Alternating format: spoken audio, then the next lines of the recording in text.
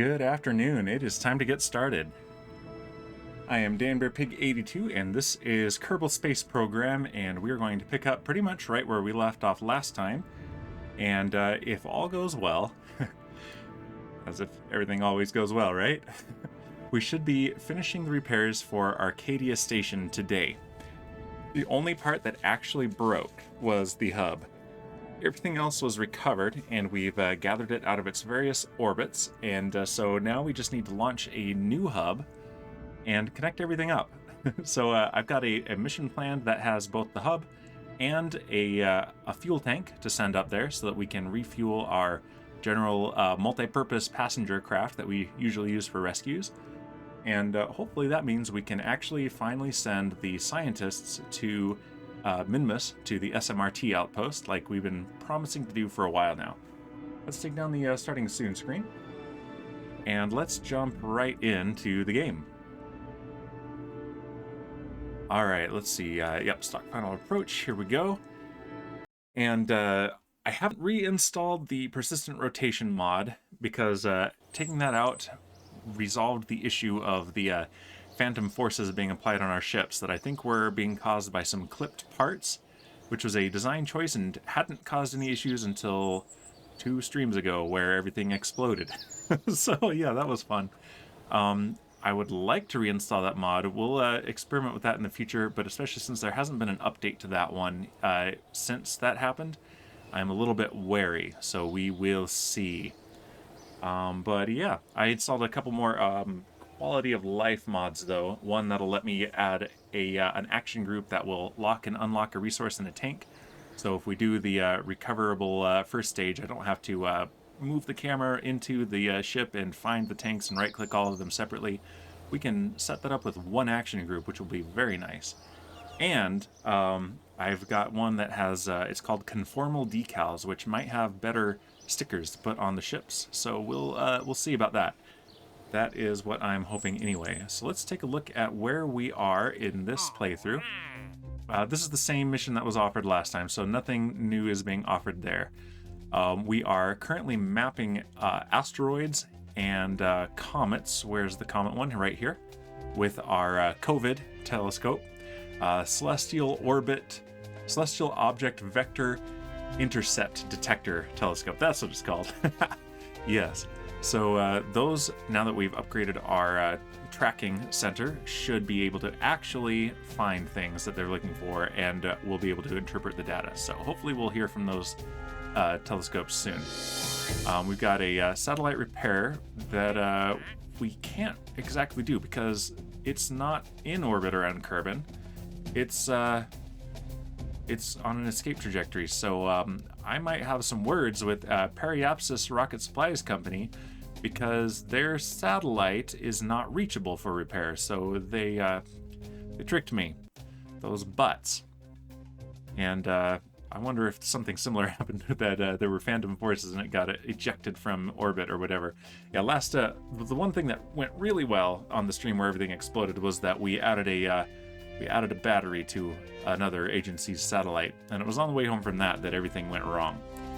We have, of course, our rescue missions. DanBearDerp, Jordan, and Oscar are all waiting. DanBearDerp was redeemed by Elric the Troll King. Jordan was redeemed by Shipwreck, and that is our scientist Kit's partner right there, his fiance. And Oscar is another one from Elric, Elric's cat. So yeah, we have a couple more that I haven't added in yet. We have a redeem from Satan and one that I am offering to my friend Kaylee free of charge as a thank you for some art that she did for me, which we will look at later. Let's see. Position a satellite into a geosynchronous orbit. We can do that. We have these rescues that are more challenging ones because we have to actually pick up their pod as well. So we're waiting just a little bit on those. Once we get to Duna, we'll transmit the data home. Same with Moho. Surface Outpost on Minmus. As soon as we put our scientists there, we complete this contract and get a ton of money. And that's it. And then we'll bring something home from Minmus and then call this good. This has been sitting here for forever, and honestly, we've gone well above and beyond. It's just that the game does not count it because the same craft didn't go there and come back. It did come back, but then separated, and then you know, we had the little drop pod and everything, so it didn't count as the same craft. So the game is being a butt, and I think we're going to just complete this when we bring back our ship from dropping off our scientists. That's my plan. So that's the state of our contracts right now. Our economy is doing pretty decently. We are almost able to redeem some more technology. We can almost afford something in this tier for 160. But what I really want is either large volume containment with its fat fuel tanks that will actually fit some of our new engines, or nuclear propulsion, so we can get this highly efficient, though very heavy and low thrust engine. So this one uses a nuclear reactor to accelerate fuel rather than combusting it. And as a result, it has an insane specific impulse of 800 in a vacuum, though low thrust of 60 kilonewtons. And I don't think it vectors either. So it's also heavy. It's 3 tons. So yeah, this is going to be crucial for future interplanetary missions, though, for them to be efficient. As well as, where's the other thing that I am really looking forward to, technology-wise? I think it's still a little ways off. Okay, those are the iron engines. Those ones are even more crazy efficient, but 2 kilonewtons, and they use an insane amount of electric charge. Ah, here it is. So, Convertitron 250 and 125, these are ore refineries. They refine ore into innovative fuels used in the game. And Drillomatic Junior and Drillomatic Mining Excavator. So, with these and these ore tanks, we can take a craft to another celestial body, or even just on the surface of Kerbal, and drill for ore, and convert it with a lot of electricity, again, into fuel for our ships. So this will also be very helpful for interplanetary exploration. We can actually set up real fuel depots, etc. So that is in the not too distant future, hoping for that to be very soon. And finally, let's go look in the tracking station.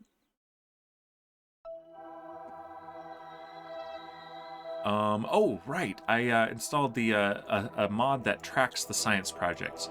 It's a quality of life mod called X Science, and the X is a little checkbox, really. And it basically lets you know what science experiments you've done, which ones you still have yet to do. So at this point in the game, it's impossible to keep track of the science experiments any other way. So this is an essential, pretty much, and I have installed that. So yeah, we have our comm sets. Let's turn off relays, actually. Yep, our station that we landed. The old Arcadia Station hub, which will need to be deorbited. Our repair effort for Arcadia Station. And Arcadia Station plane is actually our rescue ship. We need to rename it. And the nearby fuel tank orbiting the moon, which is actually out of fuel. So there's that. Let's see, probes. Yeah, we got a bunch of probes. Mostly we're concerned with ones that are headed to Duna and Moho and Jewel and Drez. So yeah, this will be reaching Duna in just under a year. Let's see, this is the satellite they want us to repair. It's not in orbit of Kerbal. Here's Kerbal, here's his orbit. This is orbit of the sun. Orbiting the sun. So no, Periopsis, no. You cheated me.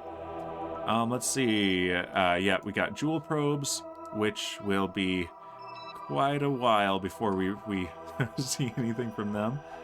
In fact, does this have... Yeah, not sure that one's even going to make it to Jewel. This one will, though. In 3 years. And let's see, the Drez one will reach Drez in 4 years. So we've got long-term stuff going on right now. So we're going to be increasing the amount of time that we run on the clock per stream now. So that is a thing. But yeah, first things first. If you were here at the beginning, I'm not sure anyone was, but if you were, you saw me actually mix a drink live on stream, and I'm going to enjoy it right now. Free Boozinate. I took the other 2 ingredients away, and I'm just showing off my favorite whiskey, High West Campfire Whiskey. It's a good one. And yep, this is a Boulevardier. And this is what I'm drinking for the Boozinate today. Very strong, so I'll just be sipping. And yeah, it's in my cool little Saturn V glass. So it says Saturn V, and it's hard to see, especially with this light, etc. But it's got an engineering diagram of the Saturn V rocket that sent the Apollo missions to the moon. So yeah, that's fun. All right. And you don't notice this from how that just worked, but I made my own life easier by doing a little bit of rearrangement in OBS on how the drink cam works. I'm learning some new tricks in OBS, so that is helping me out a ton. Let's look at the vehicle assembly building now. Ooh, that is strong. I like it. And I have prepared our mission. Let's see. In fact, actually, we need to run the clock forward first. But let's take a look at Arcadia Station hub. And this is our Arcus 2 medium launch vehicle with 4 big boosters strapped onto the side, the Pollux solid fuel booster. And the main reason we need those is to recover some delta V that we'll lose to drag because of this giant fat fairing on the top. Yeah, this thing is insane. So, but yeah, here is the hub. This is the only piece that broke. All of these pieces snapped right off, except one. And yep, the old hub and the debris are all going to need to be cleaned up from low Kerbal orbit. The storage unit is fine, so we'll probably be transferring some storage. But for now, we're just gonna launch it as is. I don't want to put any more cargo in there. That's some weight, and we'll lose some delta V if we do so. And a locked fuel tank, because we need some fuel. We've used most of it up on our efforts to pick up the pieces of our station that just shrugged and fell apart for bug reasons, the Kraken. So yeah, we'll launch that, but first let's run the clock forward a bit. Let's make sure that we're not going to miss any contract deadlines. I don't think we are. Let's just double check. Yeah, we have 17 years on that, 1 year, 4 years, almost 5 really. Almost 5 years, almost 5 years, almost 5 years, 8 years, 23 years, 34 years, 17 years, 4 years, this one never expires, and 3 years. Yeah, so we are not at risk of failing a contract if we time warp. Okay, so our Dres intercept burn is in 26 days. So let's time warp forward until it is in 16 days. 25, 24, 23, 22, 21,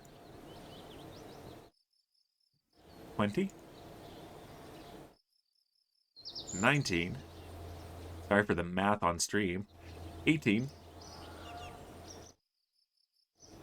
17, and 16 days. All right, let's launch our new hub.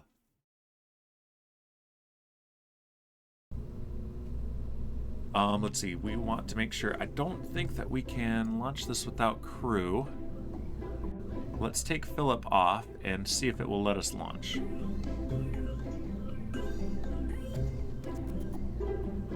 I think it will, actually. Twiglet redeeming first. Welcome, Twiglet. So Twiglet, as you know, I saw the clip of you dying to that dragon. I'm sad that I didn't actually get to watch that stream. As usual, I was still asleep, but that was both sad and hilarious at the same time. Alright, I think there might be a probe core there. The hexagon that's telling of a probe core, but I can't actually get to it. But that hexagon there, I think, is a probe core. Either that or it's a piece of the docking port. Don't ask me, I only built this ship. Is there a probe core down there? Let's see if we can come in from this side.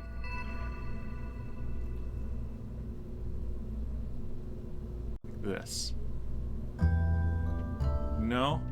Okay, and it might not even be, it might just be a hexagon because of these parts clipping into there. So also to hopefully mitigate an issue that we had previously, last time we tried to dock to these where the batteries were in the way, I've shifted the batteries just a little bit. So hopefully that will be fine. So let's see. We can send a pilot if we need to, and if we do, I think Philip Brewer is the one. He's the first in the list. He's a level 2 pilot, so he is going to be very effective for a good flight up to the station hub. Let's see if it lets us control the craft without one, though. I think it will. I think there's a probe core on this. I put probe cores on just about everything. Not quite everything, but just about everything. And it looks like we are good to go. All right. Yes, cool. We do have control. Let's turn Flight Manager off and turn on our flight recorder. We want altitude, acceleration, and dynamic pressure. Oh, and I haven't put a camera on this. That's all right. Let's use, in that case, our camera tools mod, and let's target. Fairing is a good place to target with this. And let's set our position. Let's go and watch it from out here in the field. And let's see, auto zoom, yes. All right, cool. I think that we are good to go with the camera. There we go. It's tall. It's very tall. So let's zoom out just a bit. There we go. There we go. That's a lot better. We can actually see the camera, or the rocket rather. Okay, so yeah, I believe if we took it says can't chat right now, is making dinner, but I'll be lurking. Let me know what you're having for dinner if you don't mind. I'm always curious of that, and thank you for dropping by and for the lurk. I hope you enjoy your dinner. All right, so we got our launch clamps and our boosters and main engine. These are the separators. Yep. Staging, upper stage engine, fairing, and then deploy the payload, which we're actually going to be using a clamp or a docking port for that actually. So yeah, we are good. Staging is checked, and we are go for launch. In 5, 4, 3, 2, 1, and liftoff of the Arcus 2 medium launch vehicle carrying a new station hub to orbit. Vehicle is pitching downrange. We need to be a little bit aggressive on the gravity turn, but without too hard an angle of attack, which means starting pretty early. Because yeah, this thing, it gets up and it goes.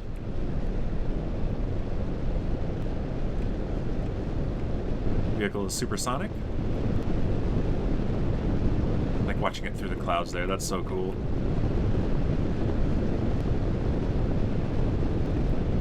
And we have maximum aerodynamic pressure.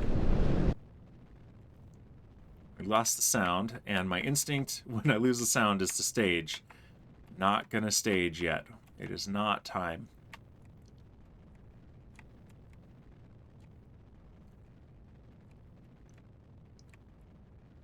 Yeah, it gets far enough away from the camera and the sound just cuts right out. It's kind of hilarious. All right, we have solid motor burnout and booster separation. We can drop that.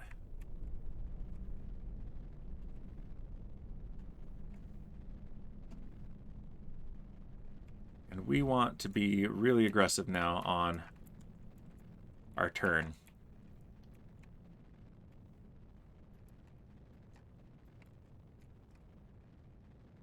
We're aiming for an apoapsis of about 150 kilometers, and then we're going to adjust the orbit as needed so that we can render this with our station. Let's zoom in a bit. Oh, it won't zoom in more than that. Okay, that's fine. Didn't even want to.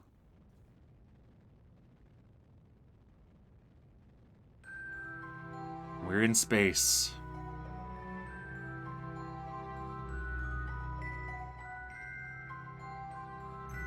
Coming up on main engine cutoff.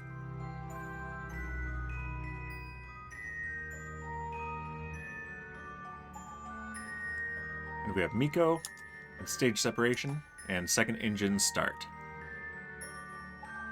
And fairing separation is confirmed. Very cool. All right.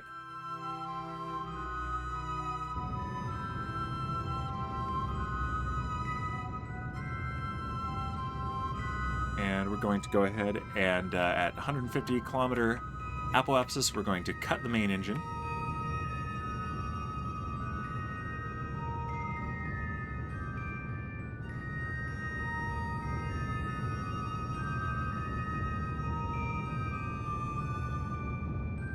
Everything is nominal so far, and cutting the engine. All right, so now we need to get closer to the apoapsis and then start the engine again.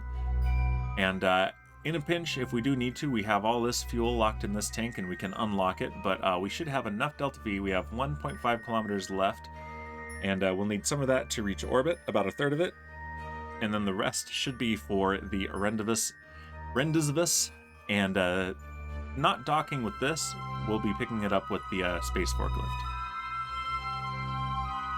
But yeah, let's go ahead and speed up the game a bit. Point prograde.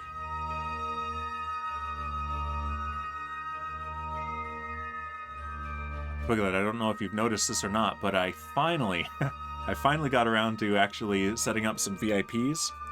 So everyone from the first SMP, from First Craft, is VIP. Alright, let's do second engine start. Let's pitch down a little bit. We don't want to raise our apoapsis too much here. So yeah, congrats on VIP, Mr. Twig.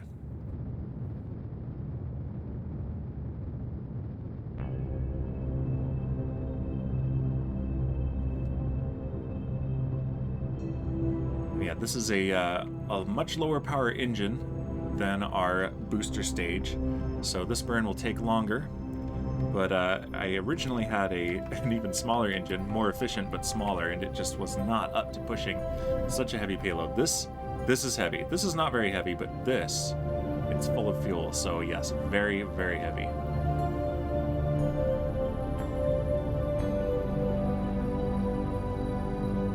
Speed the game up just a bit here.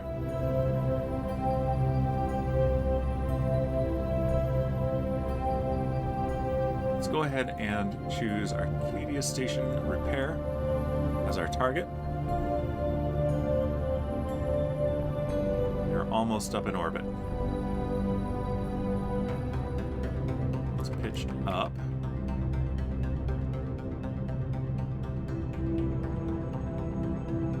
That way we're affecting our periapsis more than our apoapsis, since we're affecting that since we're away from it now. The farther away we get, the more we have to adjust. What's this down here? That's on the other side of the planet. There we go.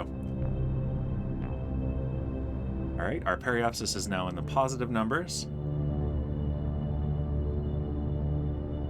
And now we have an orbit. So let's actually, let's go back around to apoapsis and then burn again so that we can raise our periapsis, and then we'll set up our intersect. So here is apoapsis in 15 minutes. Is that accurate? Oh, that's our target's apoapsis. There's our apoapsis in 27 minutes. That's correct. All right, warp to here. Oh, we're in physics warp. There we go. Let's do actual time warp. There we go. That's better. Oh, we're right at the old hub. So that was a pretty good intersect with the old hub. Wish I knew how I did that. Pro spaceman here, you know. All right, and let's light the engine again, and let's raise our periapsis. Circularize this orbit.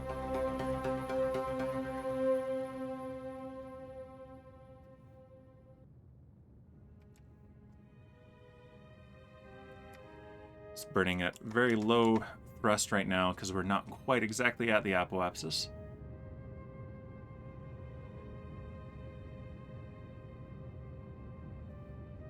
Yeah, our eccentricity is dropping as our periapsis comes to match our apoapsis.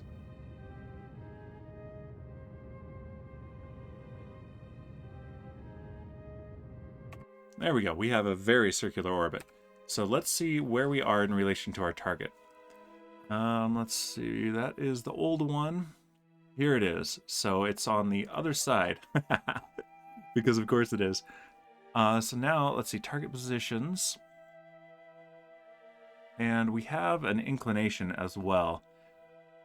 We're 1 degree inclined to the planet, 2.3 relative to our target. So we're going to have to fix that. So I'll go ahead and let it pin the descending node. And... well, I mean, our nodes are right at our intersect positions, so that's not nothing. All right, and we have 800 meters per second to work with without tapping into the other fuel tank. So let's point prograde. And gently burn, and let's get a close intersect.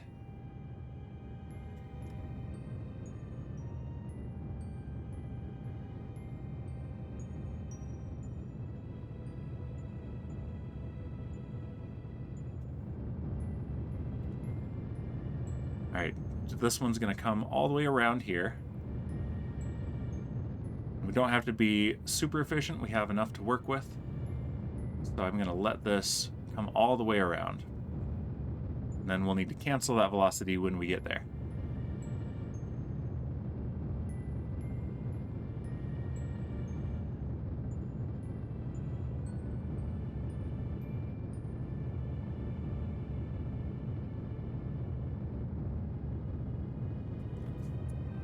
Throttle down, get a little bit more precision. 300 kilometers, 250, 200, 150, 100, 50, 15. Okay, that looks like as close as we're going to get without changing our inclination. So let's go here. And let's make a maneuver and see what happens when we change our inclination just a little bit.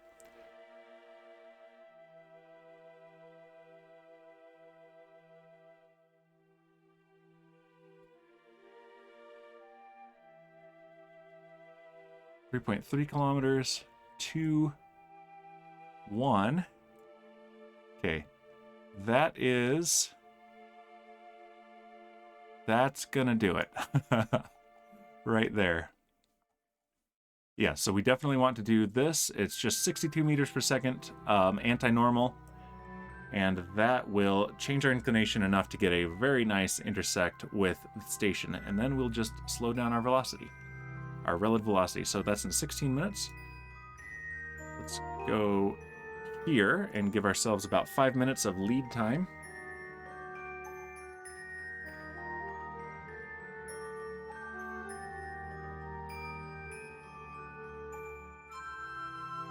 There we go, and we need to go to stability assist mode, and we need to point towards our maneuver on the nav ball.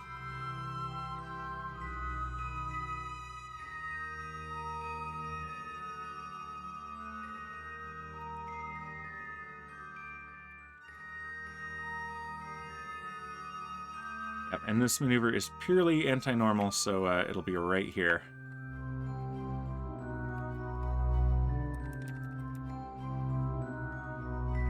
It's 11-second burn at full thrust. We'll be close to full thrust for most of the burn.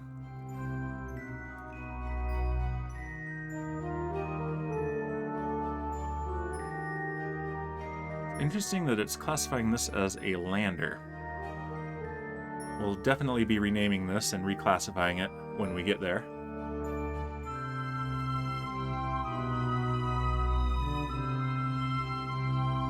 Okay, we're 30 seconds away.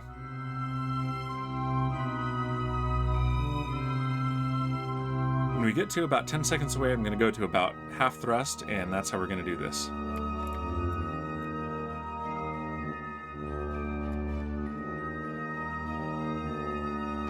And second engine start.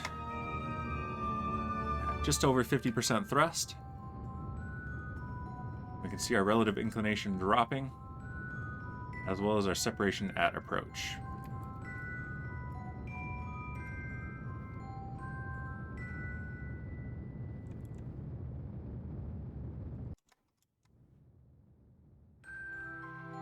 All right, that is pretty good. Yeah, we have 3.3 kilometers separation, relative velocity of 390 meters per second, which we have enough delta V without tapping into our spare tank to cancel out. So let's point retrograde.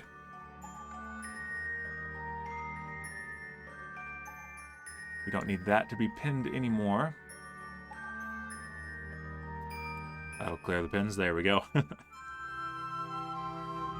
And we will be at closest approach in 35 minutes. So let's go to here and give ourselves some lead time.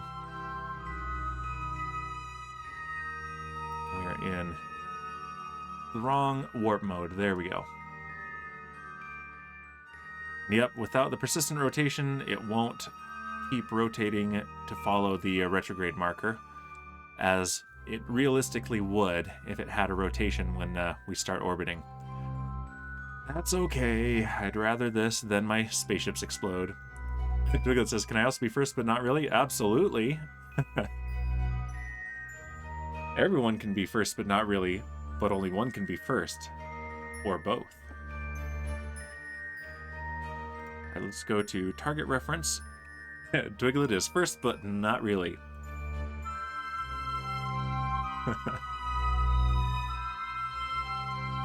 Very cool.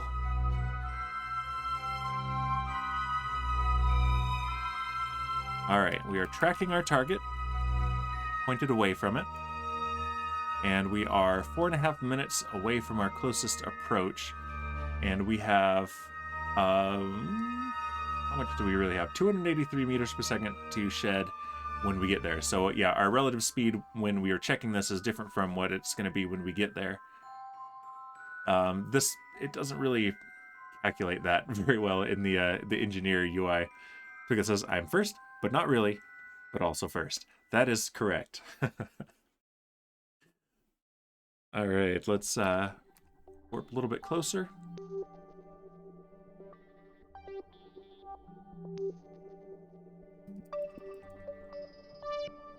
All right, and now we are 2.5 minutes away, so let's get closer.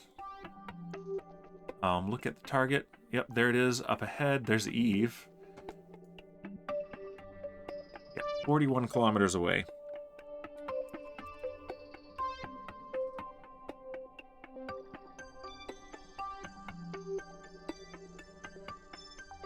All right, and we're getting an idea of how the markers are drifting apart on the nav ball, so we're going to want to point this way, down towards the horizon, in order to tighten the approach.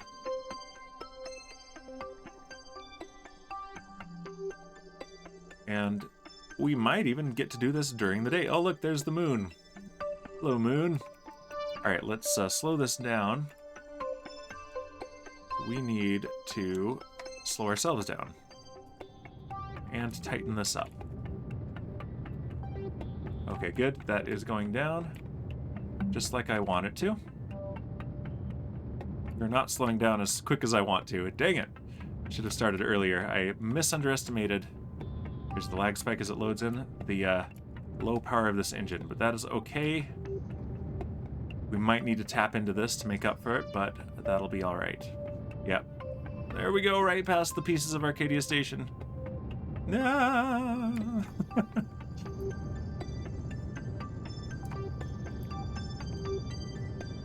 Yeah, let's just point directly retrograde to the station, stop our relative velocity completely, and then we'll go brute force right towards it. And yeah, almost certainly we'll need to tap just a little bit into this fuel tank. All right. Yep, we passed it by about 2.5 kilometers. Brutal.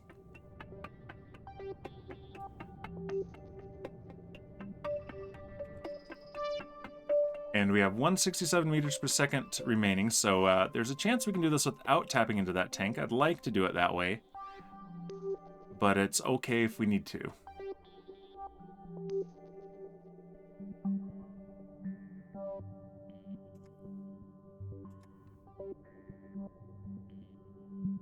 And let's go about 20 meters per second back towards it.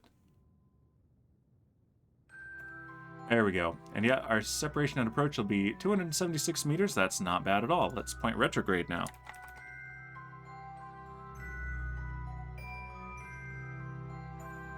Yeah, this is a lot slower a ship than most of the ones that we do our Rendezvouses with.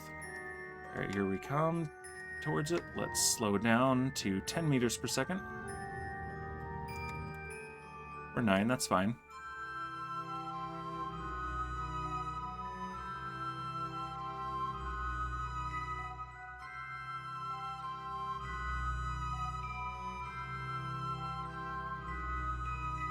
Yeah, we're going to want a very careful approach. We do not want to crash. That would be extraordinarily bad. Gentle burn for braking.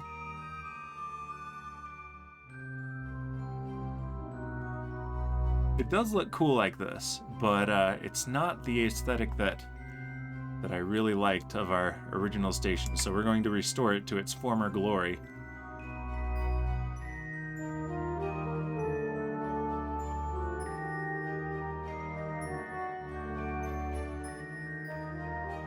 Let's get up right close.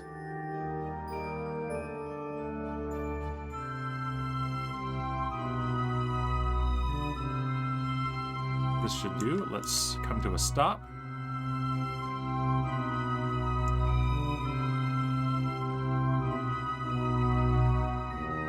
Perfect. Okay, so here's the question. If I undock this, do I have a probe core here?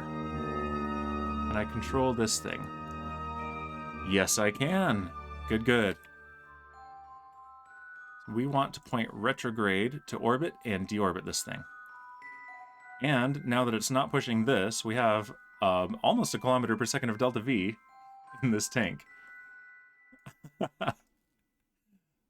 Incredible.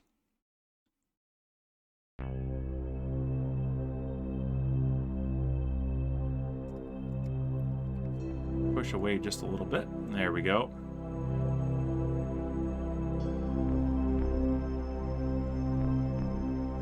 And that way is retrograde to orbit. Time to deorbit the space junk.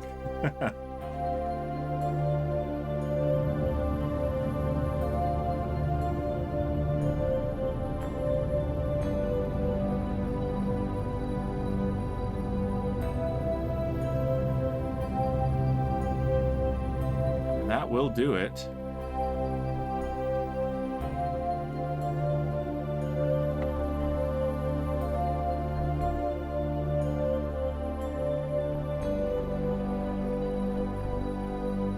And then I think I want to dock those 2 stations, old and new, together so that they don't keep drifting apart, because they're definitely going to drift apart.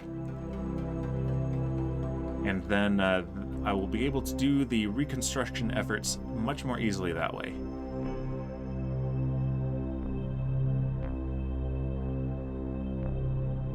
Oh wait, this does have a camera on it.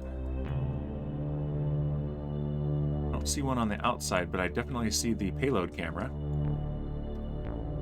Nice. Is that other camera? Because it looks like I did have a view from another camera. I don't see it. Maybe that was the docking port camera. Yeah, that was the docking port. Alright, let's point straight down at the ground. And full throttle. Shipwreck will be sad he missed this.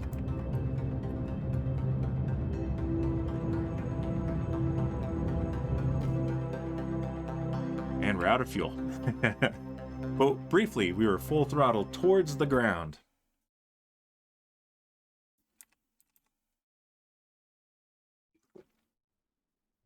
And the engine is the heaviest part of the ship now, so it will go first.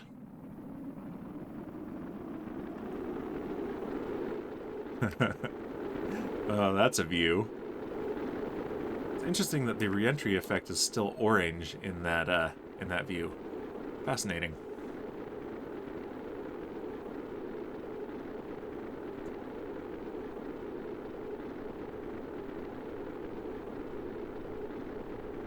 See it? Yes, we can see it from the tracking station. Oh, that's awesome.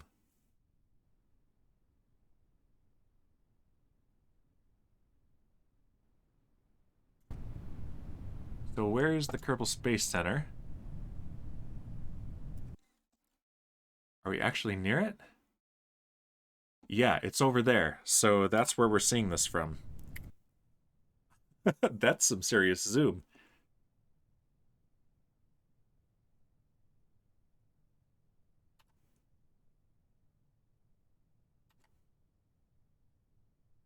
Probably gonna get some terrain in the way right at the end. But yeah, this has a lot of drag now, so yeah, we're only going 185 meters per second. But that should be enough to destroy this thing. Unlike the original station, which we accidentally soft landed. I'm still laughing about it. Haha. Oh.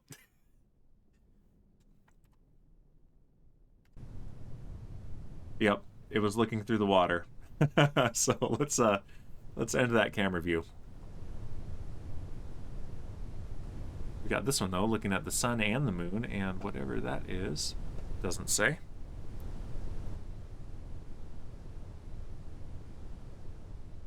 And smash. Space junk destroyed.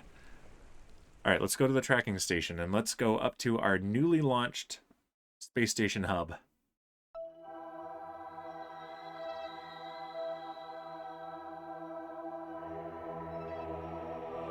Oh right, it's classified as a lander for some reason. There it is.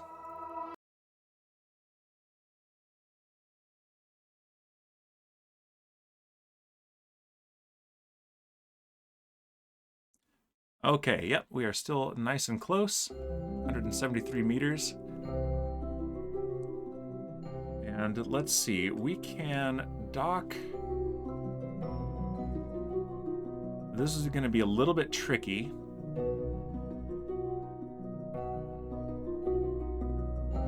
Alright, I think I know what I want to do. I want to put one of these onto here.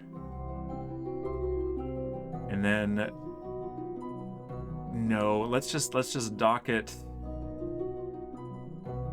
to there. Yeah, we're gonna want to take these apart actually. So let's pick up the space forklift. He tried to kill me with a forklift.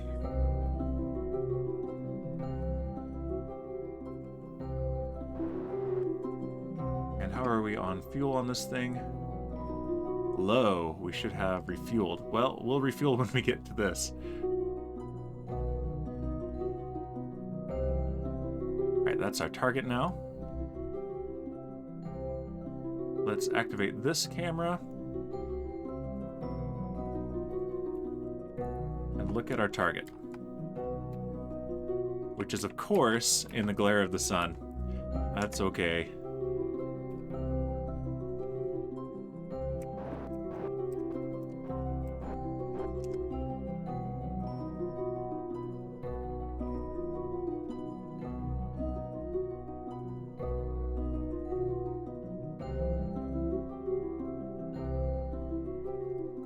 Alright, we want this docking port.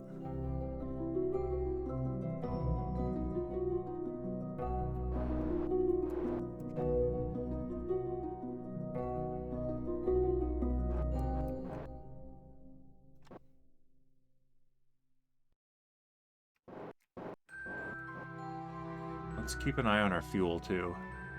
Got a good amount of monopropellant, so I'm going to go ahead and use, not a lot of it, but I'm going to go ahead and use some.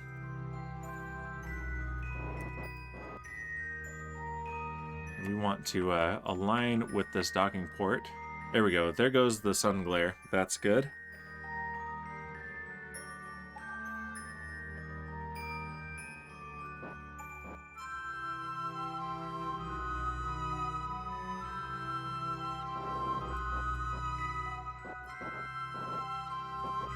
And we're just about perfectly aligned.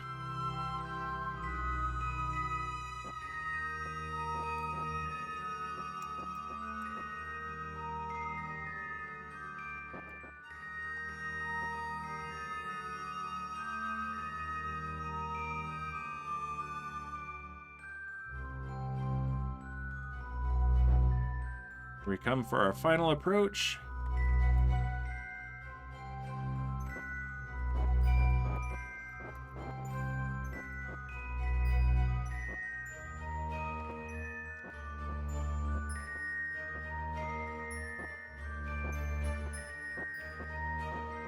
And we are locked. Excellent.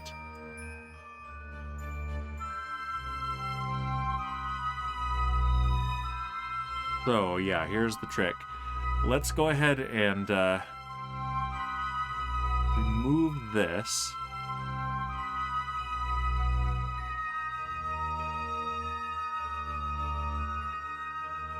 Control from here. And activate the camera. And Arcadia Station Repair is our target. Let's pull back.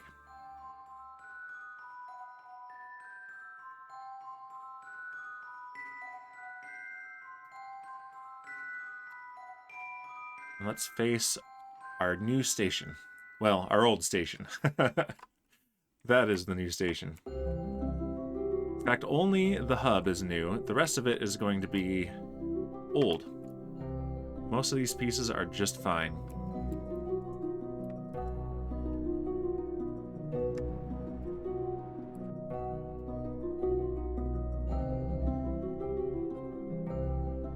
And let's see, there we go.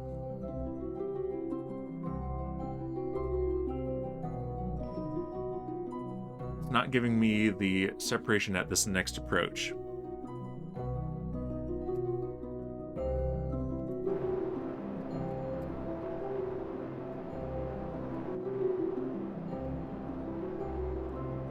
There it is. And yep, as usual, now that we have a big, heavy payload, this thing is going to be a beast to maneuver.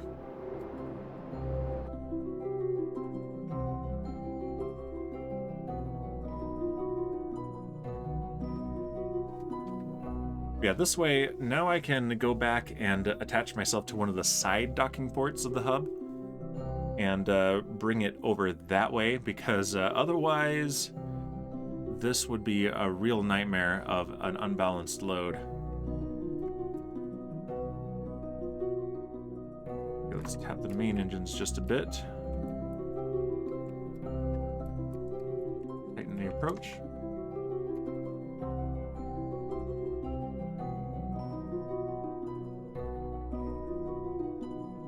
$150 meters, 100 meters. There we go.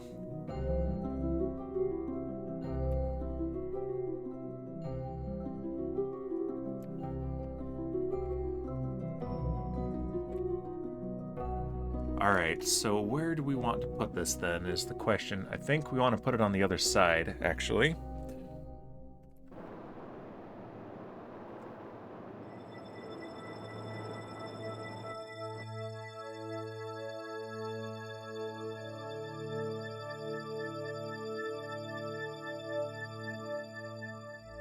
All right, we're getting a better look before we go into the night side, and there, just as I speak, of course. All right, yeah, we want to go on the other side of this fuel tank here.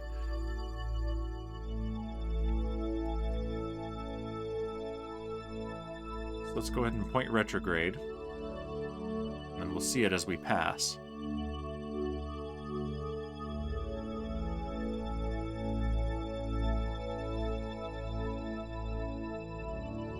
there's the evening glow of the sun as it goes down.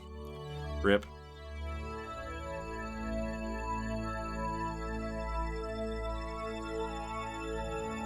All right, we're going past it.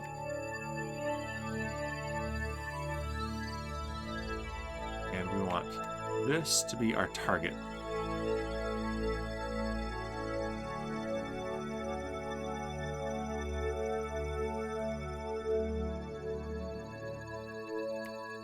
Alright, I've stopped our relative velocity.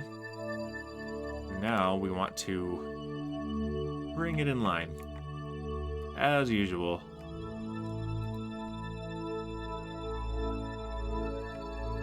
Pretty standard at this point.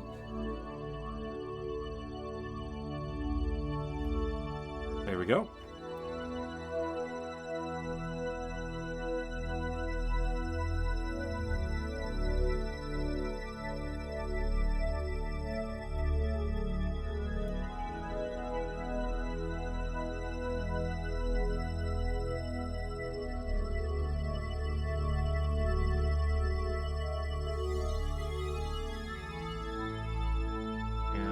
About here. Start slowing down with our RCS thrusters.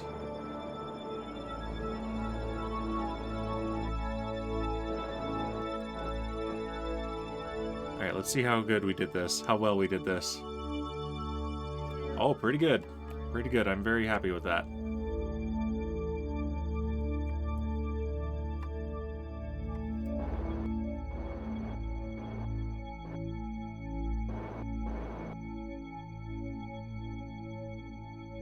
Yep, and again, another good reason to use this docking camera is it looks much better on stream than the near black that we get when this happens at night.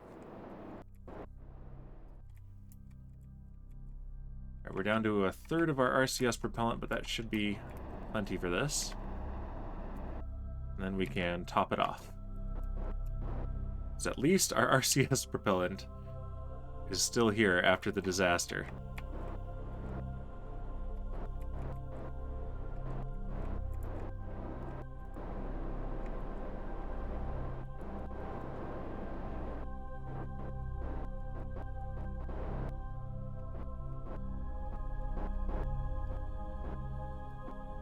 Right. 1.5 meters. Nothing to worry about, just a giant tank full of flammable fuels. There we go. Perfect on the first try. And yep, night. Night time. Alright, so now let's go ahead and undock. Let's go grab the actual hub.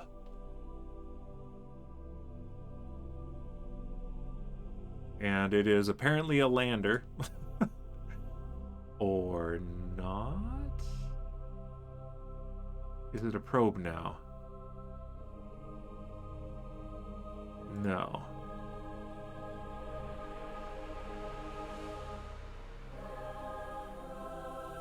Oh, we're on it. Okay, never mind. So we want forklift, and then if we switch to target, there we go. Perfect. Yep, Arcadia Station hub, and we're 1.3 kilometers away from it now. Let's activate this camera. I know it said deactivate, but oh, we need to top off our fuel.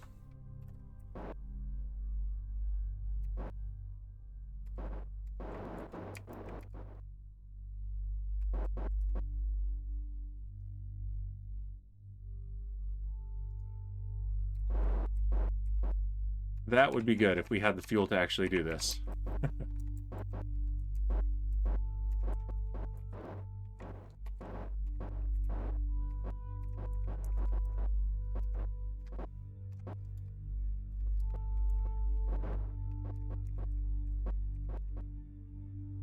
There we go. All right, let's top off the fuel. Let's do it from this tank here first.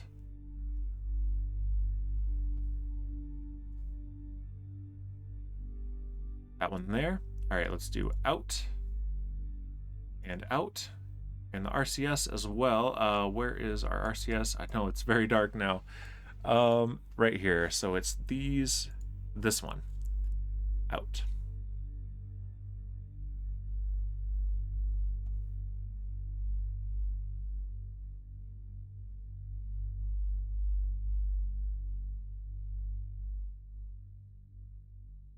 Let's lock that one so we don't keep filling it back up. All right, and now we are fueling up the rescue craft as well.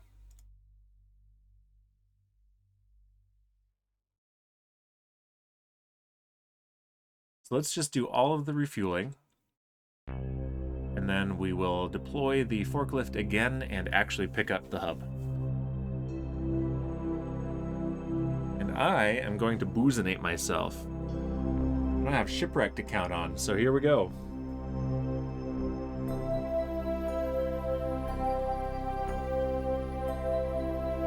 And I know it kind of looks like those are the two things that I mixed when I have them here like this, but they are not the two things that I mixed. So don't worry about that. That would be an abomination for sure. And I'm sure Shipwreck would want me to drink that. No, absolutely not. All right. There we go. Now we're good to go. Undock. Forklift 1. And it is a lander, Arcadia Station hub. It's not a lander, but the game wants to call it one. And yeah, here we are. Well, topped off on fuel. Good to go. All right, back to this camera so that we can actually see. There we go.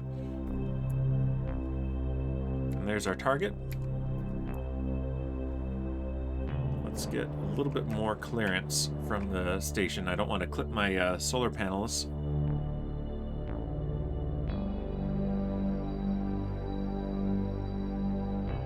Right, that should do it.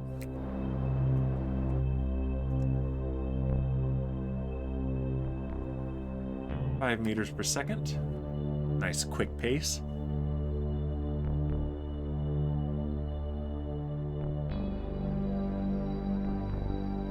Time we bring it back, we might have dawn again. That would be nice.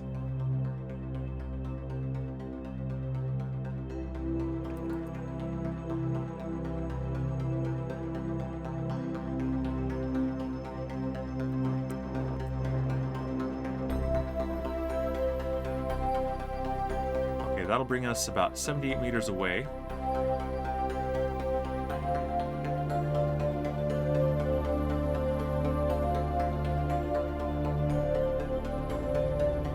Yeah, we can start to see the details on it now.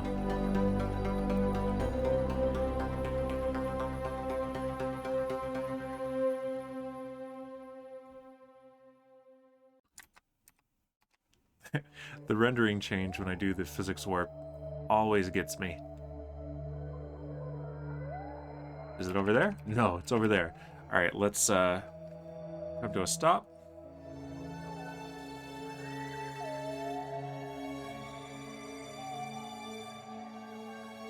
Perfect. And where is it? Right over here. All right, let's use our RCS thrusters and let's get a close look at this thing and choose a port.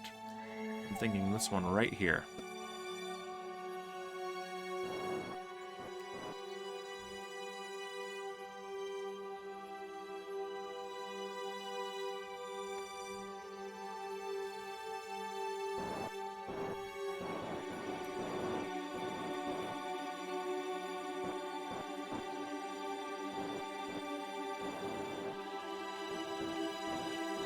Yeah, this will hopefully be pretty good. I think we'll have enough clearance for it. It wasn't designed for this, but I don't think that will be a problem. Famous last words, right?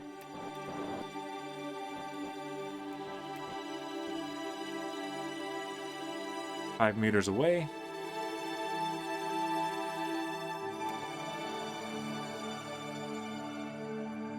We're in dead center.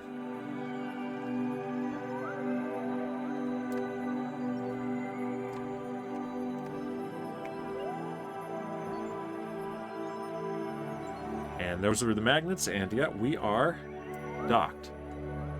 Perfect. Oh, that's a good fit. Of course it is. All right, let's control from here and activate that camera, and let's set stations Arcadia Station Repair as our target. And this is going to be a much lighter and easier to handle payload.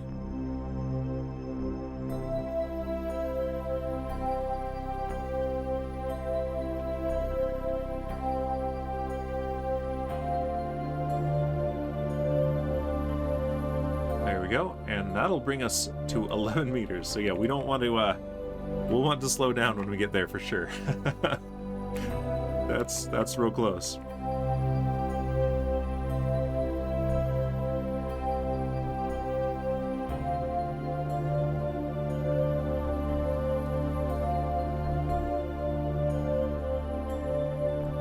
All right, and let's put it, turning on the RCS thrusters would help. Let's put it on the other side of that same fuel tank, but docked differently this time. Or, actually, we're probably going to dock it the same.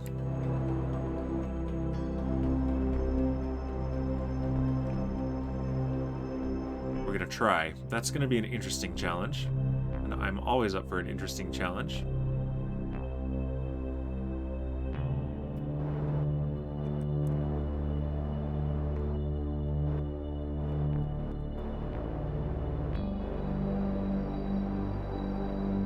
Come to a halt.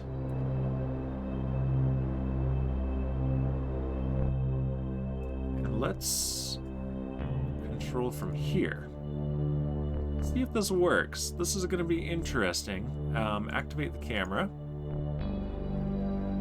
And let's find the target. There it is. Set as the target. Now it really is the target.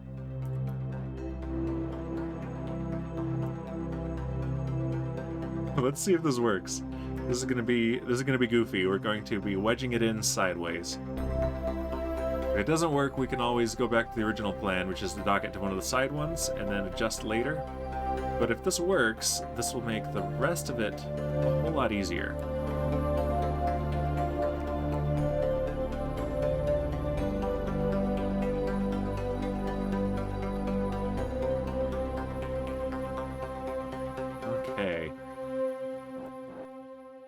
Bit quicker, but not too much. I don't want to let impatience ruin this.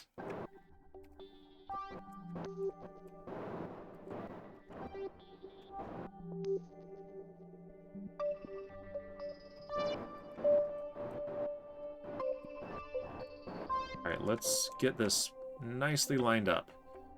So far, I'm encouraged by the way this is handling, and I am optimistic about this experiment.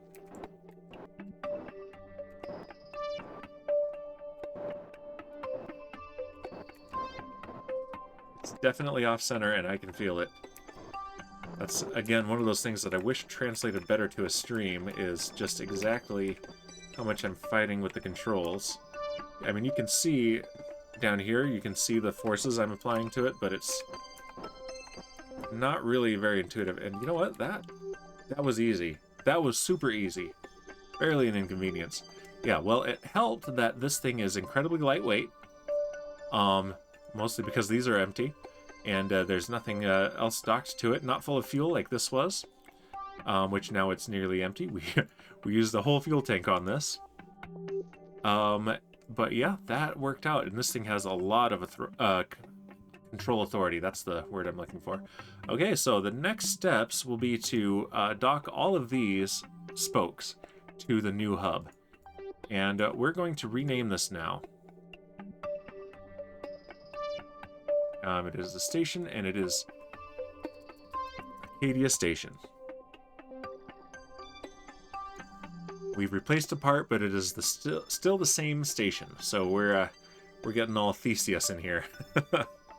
There we go. Look at that. All the pieces are in place, and that actually looks kind of cool. Let's zoom in a bit and take a screenshot. There we go. Alright, but we also have a full fuel tank on our passenger craft.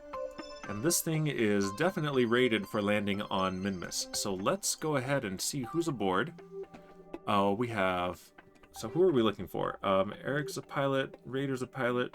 Okay, we need a Lady Elric, who is a scientist. Bowsy's a pilot. Unchy's an engineer. Supreme Oddity Kerman, who is also a scientist. So we need Lady Elric and Supreme Oddity. And we are also sending Elric the Troll King as an engineer. So the Elrics can be together there. And so we need to make sure they are here. We've got Lady Elric, Supreme Oddity in this passenger compartment. And Elric is over here, all alone. Let's move Lady Elric over there. That's hilarious. Oh good, I had a moment where I thought I had forgotten to turn off the booze cam, but no, it's off. Good. Okay, and let's see. Let's double check our contracts. Is there anything else that we need to do on the way? No, there isn't, because the thing we're going to do on the way was to put the battery on the satellite, which we have done. We can't go repair that other satellite because it already escaped Kerbin.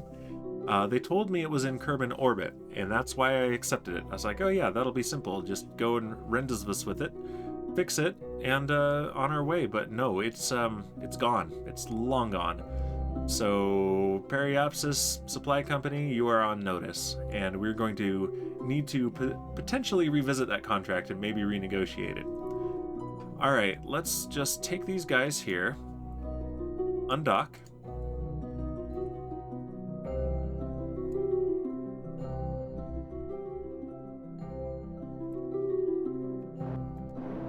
Get a little bit of separation. There we go. And close this. Beautiful. And back to type selection, celestial bodies, we want Minmus. And we have our full 3,286 meters per second of delta V available to us. So now we just need to plan our trip. And there's Minmus. So Minmus is probably going to be about there when we arrive, which is not ideal. We want to arrive when it crosses our orbital plane for the most efficient. So what if... Yeah, I'm not sure that's going to line up properly. Let's just... At the ascending node, let's put a maneuver and see what we need to do with it afterwards.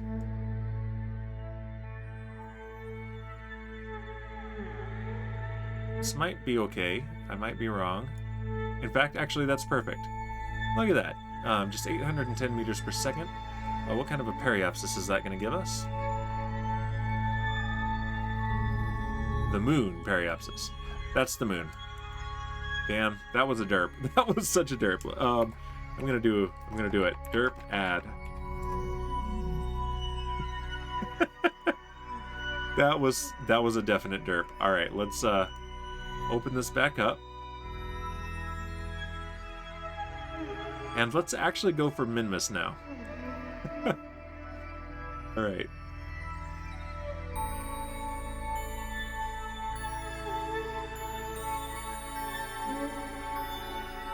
And yep, it'll be there, just where I thought it would be, but that's okay. We have enough fuel, so we just won't do the most efficient. We will get there. In fact, that is another moon encounter. The moon is going to crash our party. Just absolutely determined to crash our party.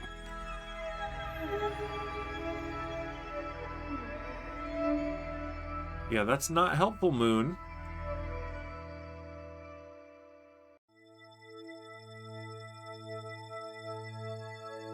Oh, man.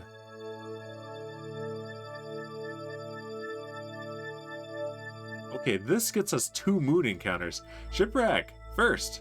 What up, Mango Bear Pig? Amazing. Well, we ship redeemed Boozenate. All right, Shipwreck. So what you missed was during the stream starting soon screen, I actually mixed a drink. Here's the booze cam. It's not those two things. I didn't mix those. Don't worry. That would be an abomination. I mixed the whiskey with some Aperol. I'd rather have Campari, but I don't have that, so I'll deal with it being a little bit sweeter, and some sweet vermouth. Just woke up from my nap, so I feel boozinated. Yeah, Shipwreck's an old man, needs naps. I'm also an old man and need naps. So this is a very strong drink, and you'll notice it's in a Saturn V glass because it is literally rocket fuel. So there are plenty of rockets that have been powered by ethanol. But yeah, we got, it's hard to see on this, I know, but yep, Saturn V, and it's got an engineering diagram of the rocket that took astronauts to the moon. So here we go. Here's your Boozinate, Shipwreck. And you missed first, Twiglet got it.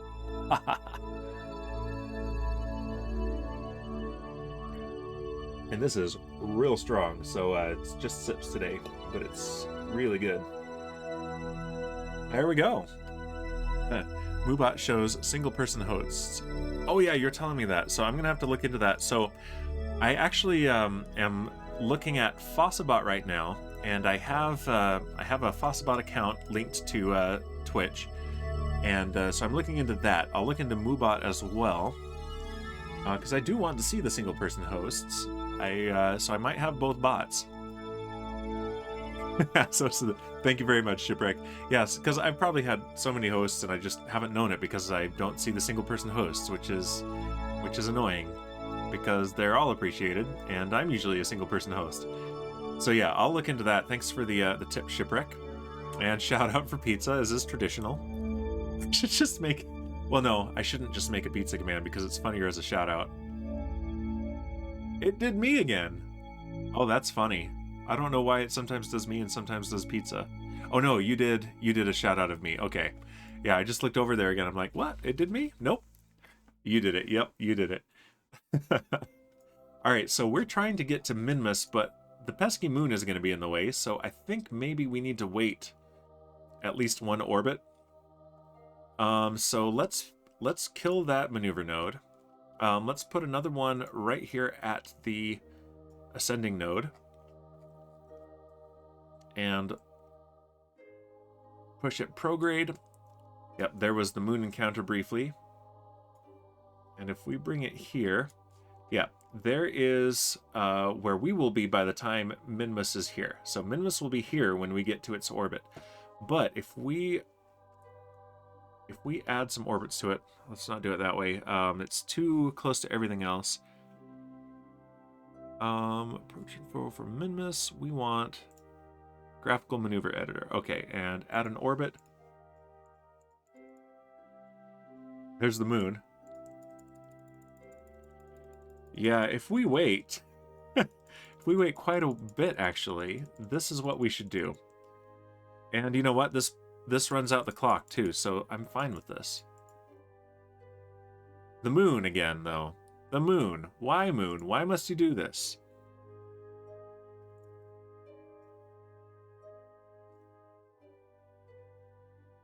Let's see. What if I add prograde to it, though? There we go. That will compensate for the moon. Alright, we're going to have to do it this way. We still get a moon encounter. Jeez, that pesky moon. And we're really high over Minmus, but that is okay. Or is it? Let's see. Maybe. Okay, there we avoid the moon entirely. Minmus periapsis, we want that to be low.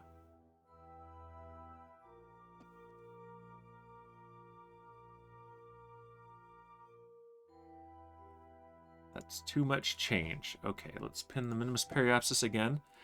Change the scale to 0.1 meters per second. Let's see, Shipwreck says, why did the cow aspire to be an astronaut? So it could go to the moon. I just made that up, says Shipwreck. Good job, Shipwreck. You did it. You have made it. You have made a joke. I'm very proud of you, Shipwreck. Oh boy. All right, and this will lower our Minmus periapsis. We're going to need to be pretty precise about this, though, if we want it to work this way. Okay, so yeah, if we wait 7 days and we have a 51-second burn, I like that. Let's do this. And this also, we need to wait 10 days before we can do another launch anyway, so that runs the clock. Let's set a maneuver alarm for this. And we want it for the maneuver, and we want to be your day hour. Let's do 1 hour ahead. 7 days and 2 hours, 7 days and 3 hours. Yes, okay, so Minmus burn. Add alarm. So Shipwreck, I'm sending Supreme Doom as well as Elric the Troll King and Lady Elric to Minmus to be on our it's just derp, although derp count and derp counter should be aliases. That's a good point. I will do that. Oh, it's just derp. You missed one. So yeah, what I'm gonna do, Shipwreck, is set up Fossabot, and then I will send you, I promise, I will send you a list of the commands. So when you hear me say that I have set up Fossabot, then every day that I have not sent you a list of commands to you and the other moderators counts as a derp. That is to keep me accountable. All right, so we've got 7 days to wait. Let's go to the Space Center and let's see. It's just derp. Here we go. There it is. I never derp.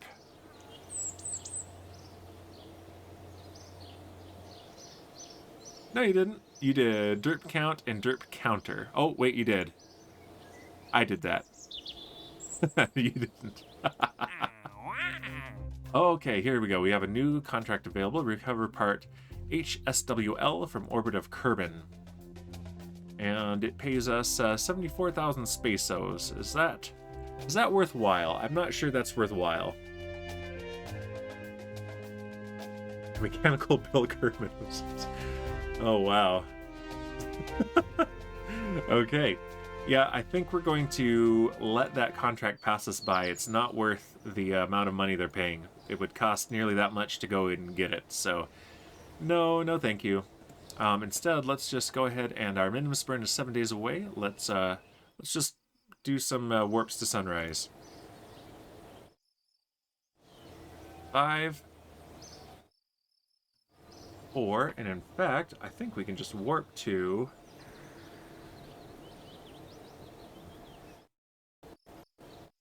Yeah. There we go. Just warp to that alarm.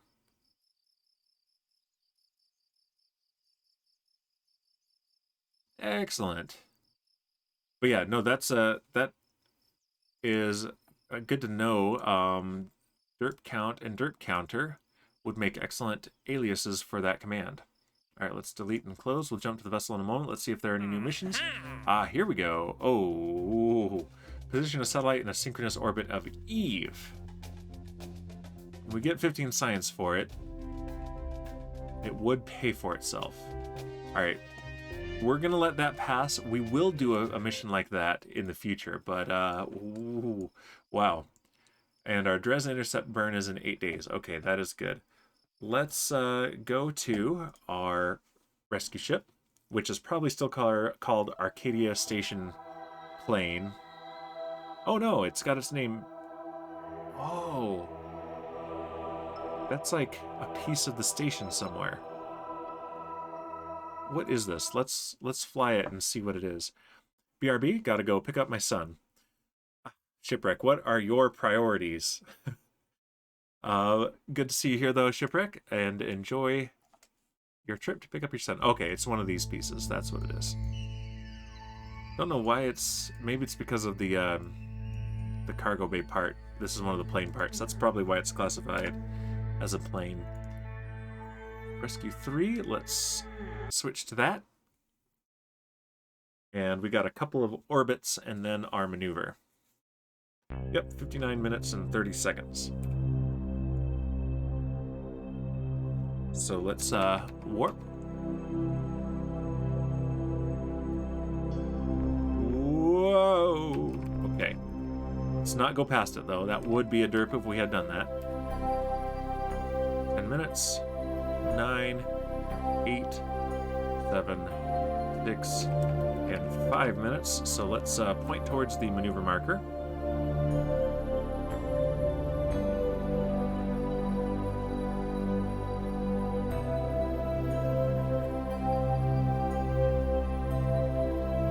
Basically burning almost directly towards Minmus at this point. It's far enough away. Shipwreck says, Dan, if I'm not back, can you redeem Boozinate for me in 4 minutes? It's a deal, unless someone beats you to it, which no one's here, so they won't, so it's pretty safe. So, although Twiglet, I think, is lurking, so if he hears that, he might go for it. Oh, and you'll be proud of me, Shipwreck. I finally set up some VIPs. Everyone from First Craft is a VIP now. But yes, I will Boozinate myself in 4 minutes, and I'll even redeem it so that the timer happens if you are not here.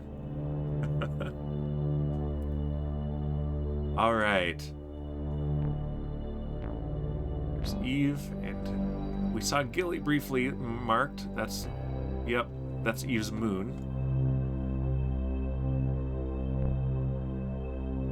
There's Jewel and Duna over there. Very nice. Okay, let's go ahead and warp towards that maneuver. It's a 1 minute burn almost, 51 seconds at full thrust. We will spend a lot of the time at full thrust. I wonder, if I look at it, will it tell me that it's out of stock?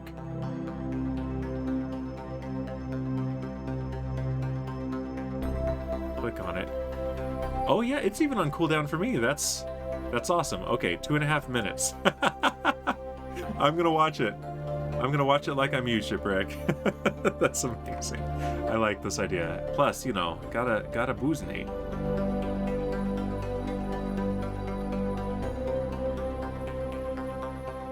All right, at 25 seconds. Well, at about 30 seconds, because at the end we're gonna go lower thrust. We will ignite the engines. Yeah, we want to be precise on this one, although we will definitely be doing a correction burn no matter what. And engines ignite. And here goes our apoapsis.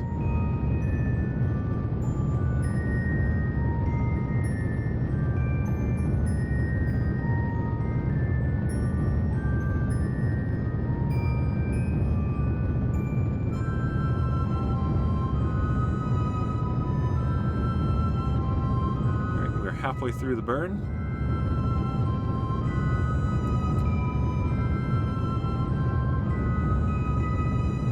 And we're going to start throttling down. 2/3 thrust. So we want some precision for the end of the burn. And after this burn, we'll be ready for the Boozinate. Alright, 1/3 thrust.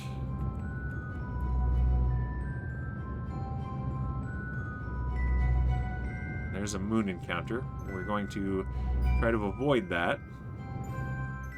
Going to be down to like 10% thrust here. And we might even tweak it with our RCS thrusters, our maneuvering thrusters.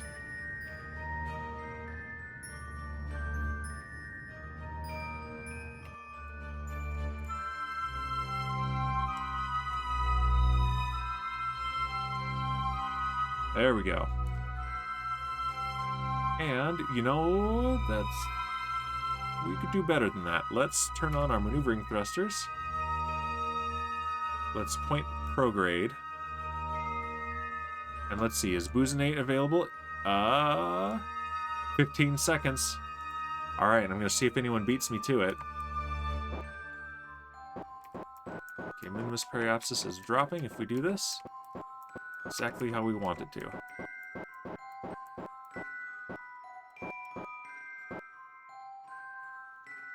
All right.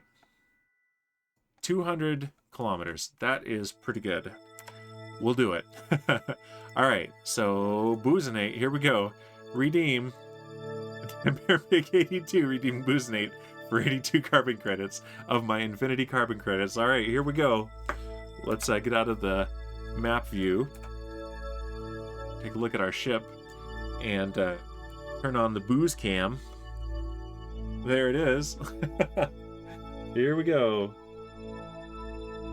I should do that. I should redeem it myself sometimes if people are busy.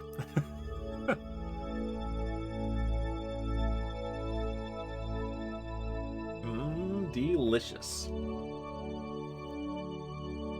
Those flavors mix quite well.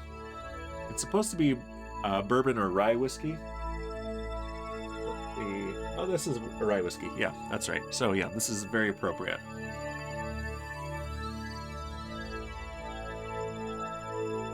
All right, so now we're gonna be 13 days. So in 2 days we can do our next launch. Or we can go ahead and go to the Dres Intercept burn. Let's go ahead and do that. It's close enough, and we don't have any other launches that we need to do soon. Eve transfer window is 80 days away. Maybe we should accept a synchronous orbit of Eve, because we want to go to Eve anyway, so if that's still there, I'm going to go take it. I don't know if it's still there, but let's go to the Space Center. Let's make an alarm first. So our Minmus SOI change is in 13 days, and we want to be alerted an hour beforehand.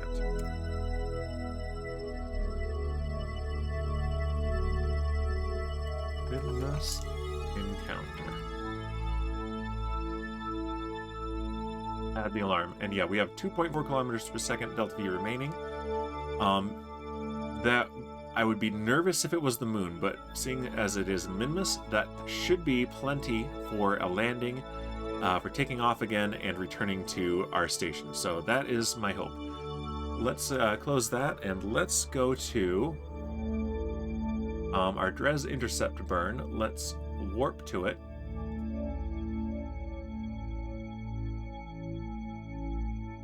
Yeah, it's gonna still be 5 days just for this little bit because we're going so slowly now. We went all that way in 8 days, and then we still have 4 days left before we come back down over there. So here we go. Let's we're coming out of the time warp.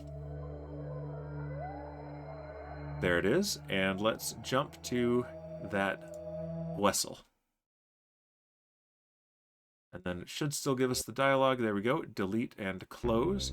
And yeah, this is 1 day away from the actual burn. Let's just check the health of the vehicle. We have full probe control, 100% signal strength.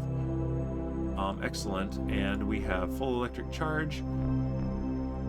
And yeah, we have 1.5 kilometers per second of delta V left in this stage, and then 2 more kilometers per second in this stage. Perfect. We are in good shape, and this will be intercepting Dres. When will it be doing that? In 4 years. So yeah, this is just to do our correction burn. That's it. All right, let's get closer.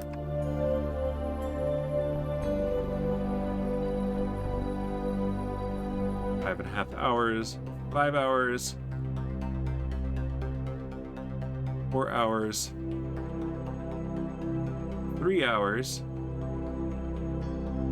2 hours. All right, we're 1 hour away.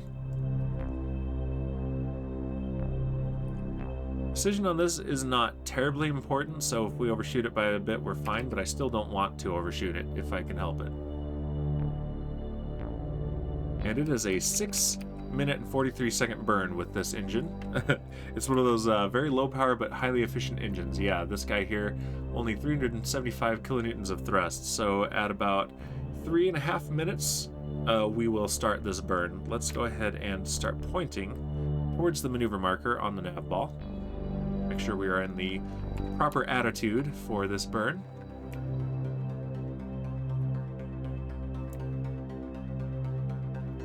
There's a joke in Kerbal Space Program that everyone forgets about Dres because nobody goes there because they think it's boring. And I don't mind Dres at all, so let's go to Dres. Let's avoid that meme and give Dres some love. Hopefully Dres will give us some good science. 10 minutes away. About 3.5 minutes.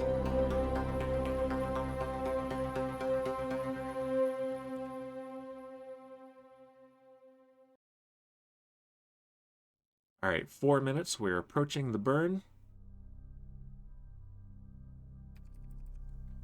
5, 4, 3, 2, 1, ignition.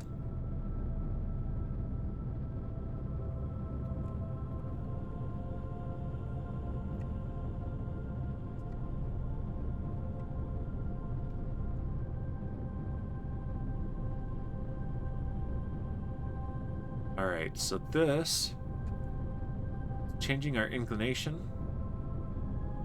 and burning a little bit prograde, it looks like.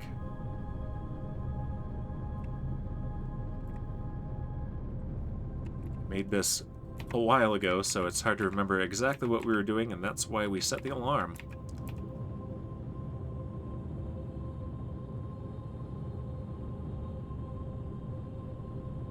Alright, burn is nearly complete, and we have exhausted this stage, so stage separation, and this is these engines, correct?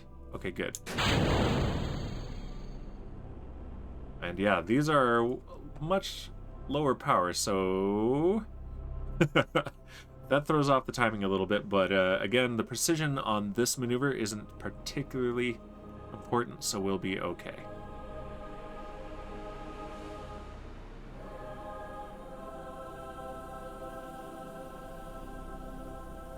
Oh, this is gonna use up a lot of our fuel, though. So we might we might not get to do our lander. We will see. We'll see when we get to Dres. If we even get a flyby, it is a win. The lander is a bonus objective.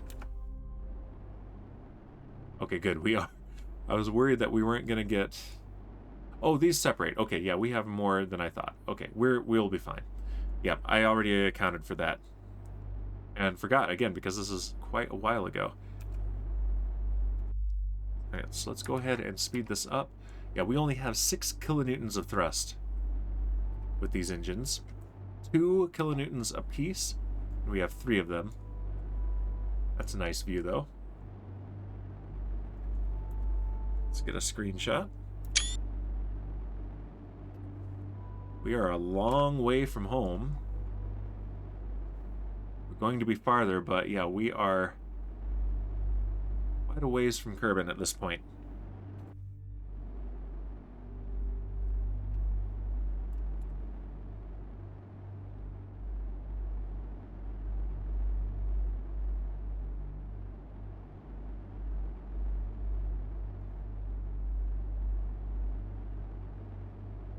It looks like the antennas that we've extended are the lander antennas. That's that's funny. We've got 3 more antennas. These are the actual ones for the satellite portion of the mission. It doesn't particularly matter while they are connected because they share electricity. So, not an actual problem, just an amusing observation. Okay, we are at the end of the burn. Let's drop thrust to get some precision. And let's drop the time warp too. There we go. Satan, welcome. He says, "Yo, Dan, I'm working, so I can't stay. Just stopping in to say hello. Good to see you here, Satan. I hope you have a good day at work." We launched the replacement hub for the station to replace the one that broke, and so I'll be reconstructing that station. And now we're moving forward, and we are making an adjustment burn for our Dres mission, which won't be to Dres until 4 more in-game years. But looking forward to the data that we get back from Dres. All right, let's see how precisely we can get this. There we go. That's probably good enough. Let's double check that we have a Dres encounter, and we certainly do. flickering a bit.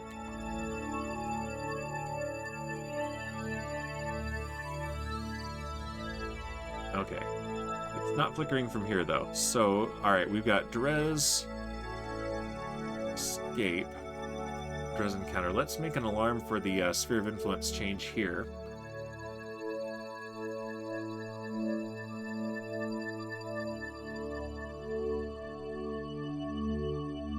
Yeah, and let's get some... do we want... How much lead time do we have? Do we want? Let's actually... Yeah, let's check in on it a year before it gets there, actually. So we're going to do Sphere of Influence change, and that is in 4 years and 6 days.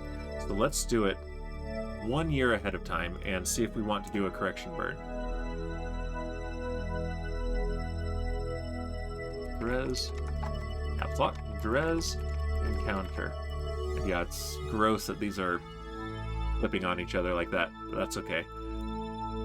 Alright, we have our Drez Encounter, and that is coming up after our next Drez transfer window, of course, because these will also come as Kerbal comes around the sun, so we have a Drez correction burn for a different craft. Drez Encounter in 3 years. Okay. Yeah, that'll be fine. Oh, we completed a contract, too. Ooh, look at this! Yes! Hype! Detect 3 comets with a Sentinel Infrared Telescope. Yep, our COVID telescope, our Celestial Object Vector Intercept Detection Telescope, has discovered 3 comets. And so we got 18 science and 146,000 spaceos. That is exciting. I'm not going to trash that yet. I'm gonna enthuse about that next stream too. So yeah, that's amazing. How are we doing on the science? We have 154.9, almost enough to unlock one of the next tier of technologies, but I think I'm going to save up 320 for the big ones, the big tanks.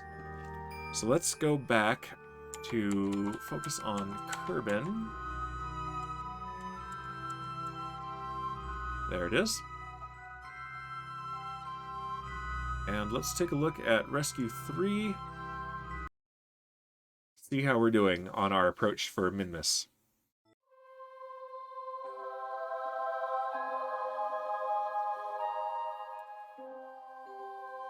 And it looks like...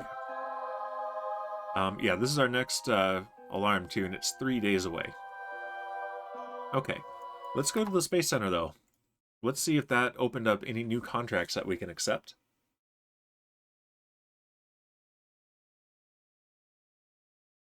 We do have more rescues to do, but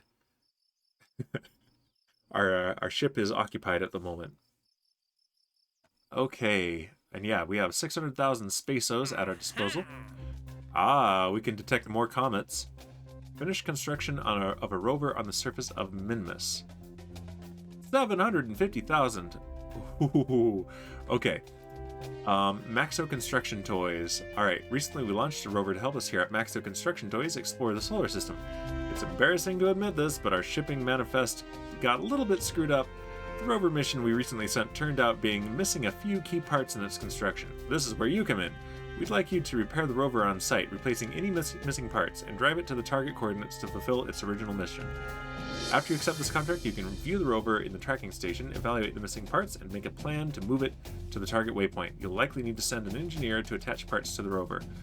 Okay, but how come a synchronous satellite over Eve only pays 300,000 spaceos, but this, which is probably, I'm knocking on wood here, relatively easy, offers nearly 1 million. An advance of 240,000 and the completion of 750,000? Yeah, that's 10,000 short of 1 million spaceos. Absolutely, we are accepting that. We have 5 years to complete it too, so... And detect 2 comets with the Sentinel infrared telescope. And here's the key. Does not need to be newly launched, so the existing one, let's make sure that it's in orbit of... That'll cross Kerbal. Orbiting the sun. Yeah, simply orbit around the sun. Okay, so very much we're going to accept this. We would get, between our advance and completion, 100,000 spaceos, 114 actually, plus 11 science. So very worthwhile, and we don't even have to do anything. We already have a telescope that'll do this. So we just accept and let it go. Perfect. Yeah, that is fantastic news. I'm very excited about that. All right, let's see. Where were we? Now, I guess all we have to do is, well, let's look at that rover first. Let's take a look at the rover. We won't be able to do it with this mission because we're going to need to send some parts, but let's at least look at it. Okay, rovers are turned off. There are rovers. I think it's this one. Yeah, unfinished Minmus Pioneer 8M4X. Let's take a look at it. Let's see where it is and what it needs.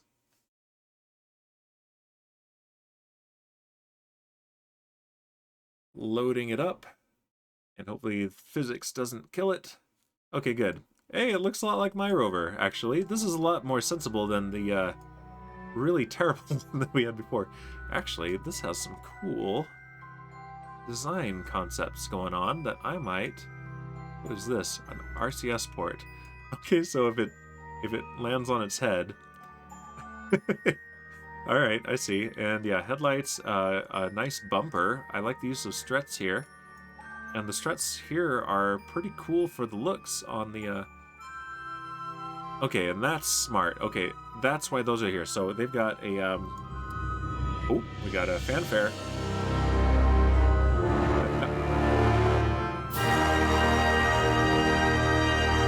Welcome, Rochester. Thank you for the follow. I hope I'm pronouncing that right. But yeah, welcome to the stream. But yeah, this is smart. So they've got this ladder here, the Pegasus 1 Mobility Enhancer, and so that this is not just floating in space, they've attached the struts. Rochester saying, yee! Welcome. Yeah, so we're taking a look at this rover, which was launched by another company and is apparently missing parts. And Rochester saying, howdy. Howdy to you too. So we need to repair this rover. We got an advance of 240,000 spaceos for this. And if we fix it, we get another 750,000. So yeah, we're doing that. And hilariously, there's no crew aboard. So they put this thing here with crew seats and everything, and nobody's here. But I think I see what the problem is. There's no electric charge. There are no satellite, or no batteries, and there are no solar panels. So this thing is indeed not going anywhere. Let's take a look at the map. Where is it? Okay, it needs to go just a little bit south to here. And it is on the opposite side of the planet, of course, from where I've got people. So yeah, the SMRT Outpost and the Piglet 2 rover are over here. Let's turn on surface bases. Are those a thing? Okay, it's counted as a ship. All right, let's keep those off for now, actually. That's all right. We'll send a dedicated mission with an engineer and some batteries and some solar panels, and that will get this rover where it needs to go. And it will be pretty easy, actually. So now let's go continue the mission we have in progress. And switch to our rescue craft, which is not currently doing a rescue. It is currently transporting scientists and an engineer to our SMRT outpost. Rochester saying, I have made a jet fighter that can fly without its wings. Nice, that's very Kerbal. I'm terrible at planes. Planes are something that I do intend to start playing with soon-ish here, but currently, no. I struggle with those, especially on the runway. They always wobble out of control, and it's very frustrating. What's our periapsis? 216 kilometers. Can't get planes right at all. I mean, you made one that can fly without its wings. That's something. All right, let's see what happens if I can that do a maneuver here. Yeah, I want to get close to the surface. And it looks like, yeah, we've got a nice polar orbit that we're going to be in. That's good for covering the surface. Says that's just the gear being wonky. It is very frustrating to get it right when that happens. Yeah, there's some ships that I've downloaded from the Steam Workshop even that I've seen YouTube videos of flying properly and not wobbling on the runway, and then they wobble for me. So there's also something else I'm doing wrong, I think. That's just 1.6 meters per second. You can do that right now.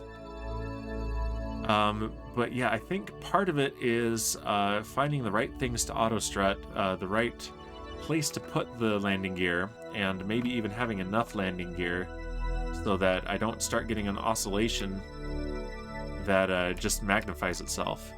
But yeah, it's wild. I've had some that are able to take off just fine, but then a lot of them that just wobble out of control. And every time it makes me give up on planes for a little while. We're just going to do this with the RCS thrusters. In fact, let's kill that, and let's just see what this does in real time.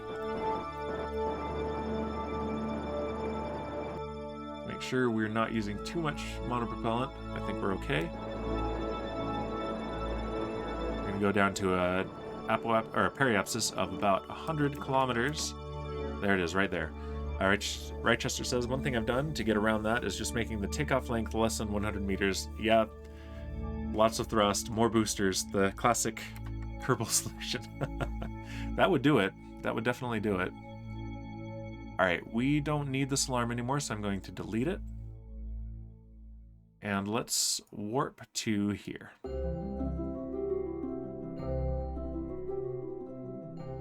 Not even that, not even 100 meters. Yeah, just do a VTOL, right?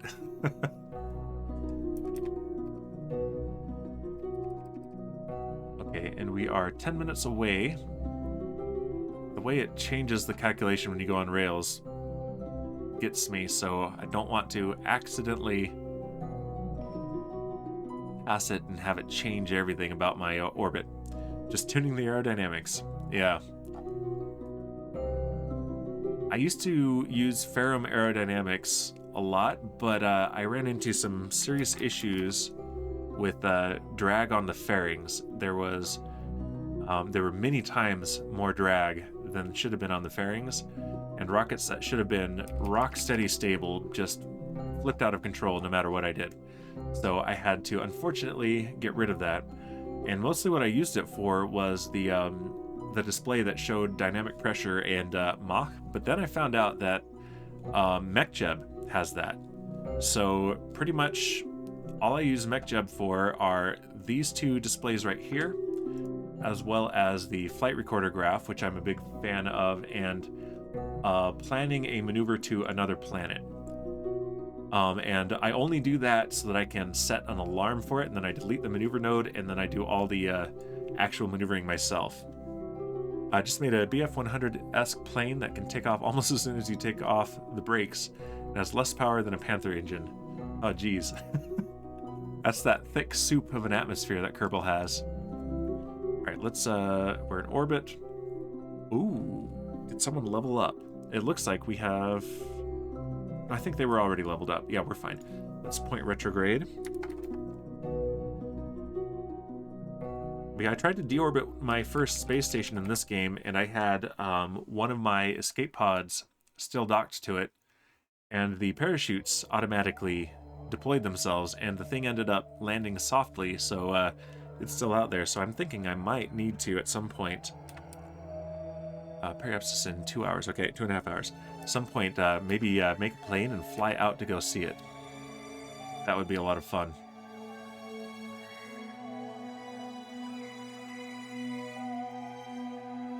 Okay, 21 minutes. We're going to get ourselves in orbit, and then we're going to see when we are over top of our outpost, and gently drop these guys down so that we can complete that contract. Also have a populated outpost. Perhaps it's in 8 minutes. 6, 4, and 2 minutes.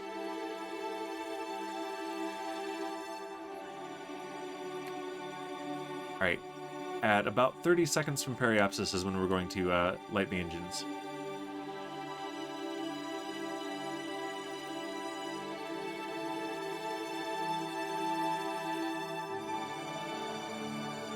All right, and here we go.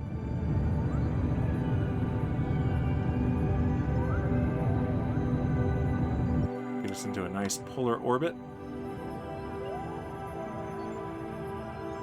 And circularize it too. There we go. That's close enough. It doesn't need to be perfectly circular, and that's very close.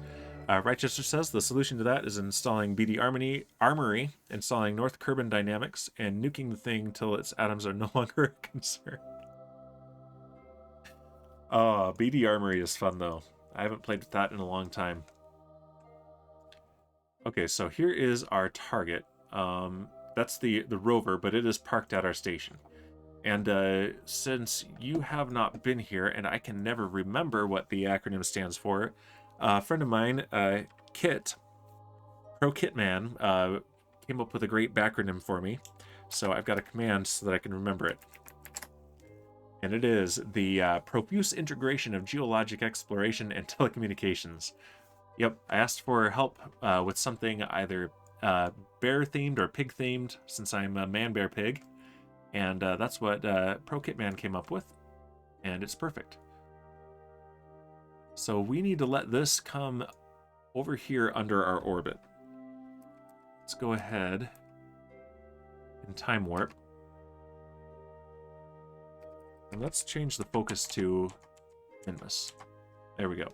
That'll make this a lot easier to visualize. Yeah, our we're in a perfectly polar orbit.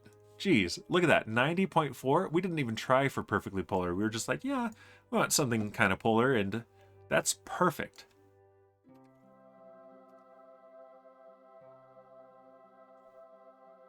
And which way is this going? Yeah, it's going east as expected. Perfect. So yeah, we're gonna give this a few orbits. We do want to put some time on the clock anyway. Get towards some of our longer term missions in the near future. All right, where are we? We're coming down this way. Okay, this is gonna be just right. I think we're gonna come down right over the top of it. We're probably going to have to yeah, we're probably going to have to move east just a little bit as well, but we should be okay.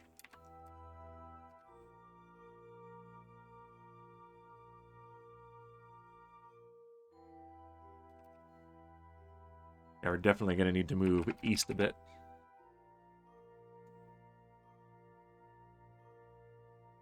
All right, stability assist mode is what we want. Actually, we want retrograde to orbit. Go surface, actually. That way we can stop ourselves relative to a single point on the surface and move east with it.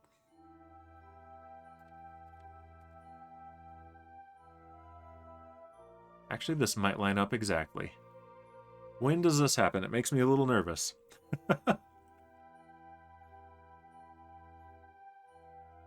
Look at that. It's like I planned it. Let's say I planned it. I totally planned it, you guys. I planned this. This is me being a pro, not me being very lucky.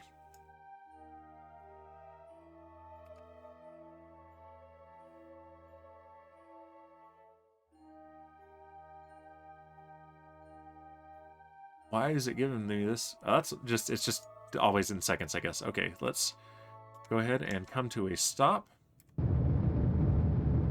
relative to this point on the surface. Everything is about frame of reference.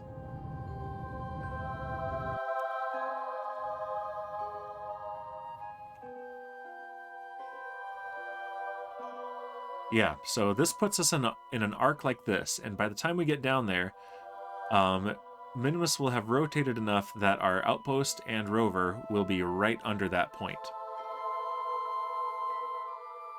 And that is in half an hour.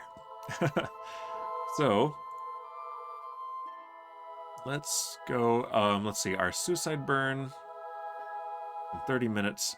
So yeah, it's delta V of only 193 meters per second when we get there. So yeah, that's going to be pretty easy. Let's warp 22 minutes into the future, and we'll watch as this moves towards our intercept point right there.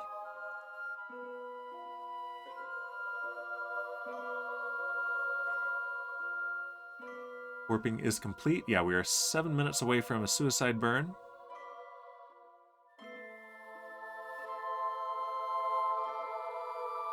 And we still want to be in surface reference. There we go. Always want to be in surface reference for a landing. Maybe target, but surface usually works better.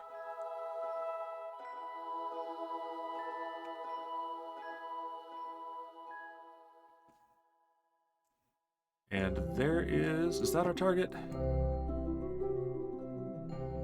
think so. Yeah, that's our target. I don't know why it's peach color instead of green. That's interesting. Okay, let's use physics warp so that it doesn't change the calculation here because we're on rails. Because I don't want to get this part wrong. That would be extraordinarily bad.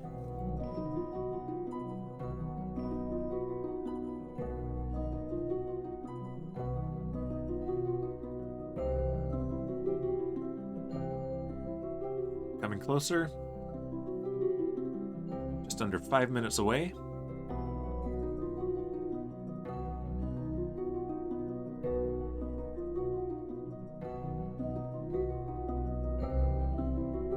Four minutes.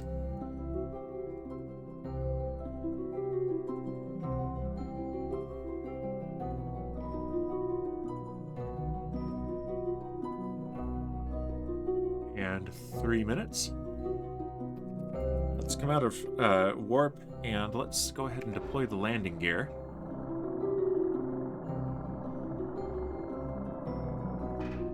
Okay, that's interesting. That's something that I didn't consider when we upgraded the engines, is the clearance. So those landing gear... Yeah, it's a good thing we weren't trying this on the moon. We would probably be fine, but Minmus, I'm okay with this. These are now our landing gear. The engine bells are our landing gear. We weigh little enough on Minmus that that shouldn't be a problem, but it's hilarious. So yeah, we're going to need upgraded landing gear. We're probably going to build a new passenger ship in the future. I bought carbon credits. Welcome. And there's there's my Minecraft Totem of Undying emote. So yeah, this is hilarious. Wasn't thinking about the landing gear clearance when we replaced the engines.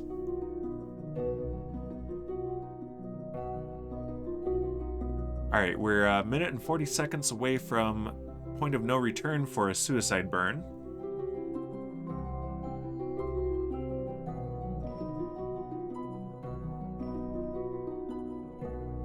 And we're probably going to burn a little bit before that as well so that we can come down pretty gently. Yeah, we are over the greater flats, so the slope will be absolutely zero, which will be very helpful.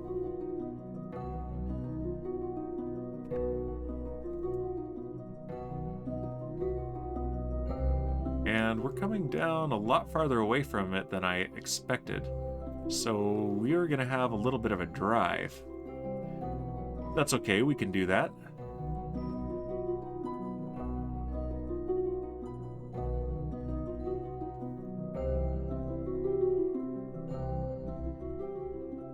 Yeah, I was expecting this to be a lot closer by the time we're landing than it is. But I'm not concerned about it. It's not an actual problem, it's just an inconvenience. And yeah, there we are, detecting the slope with the radar, 0 degrees. Let's gently burn and start slowing down.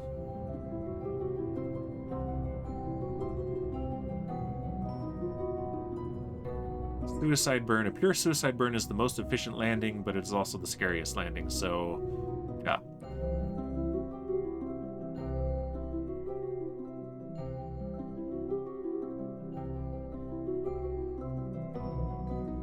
Alright, so that was about 40% of the delta V we need to shed.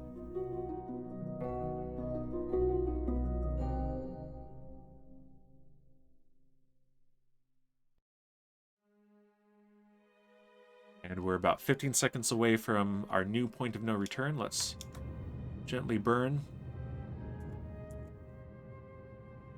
A little more gently.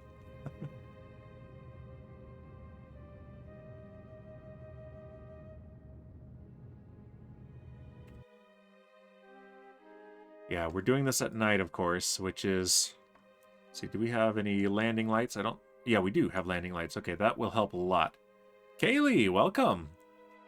Dan, says Kaylee. Up, and we smacked the ground? Did we smack the ground? If we did, I'm not happy about that because we're supposed to be well above the ground, but that does not appear to be the case. Yeah, Kaylee, you're here just in time to see me apparently smack the ground. Let's turn on RCS and point upwards.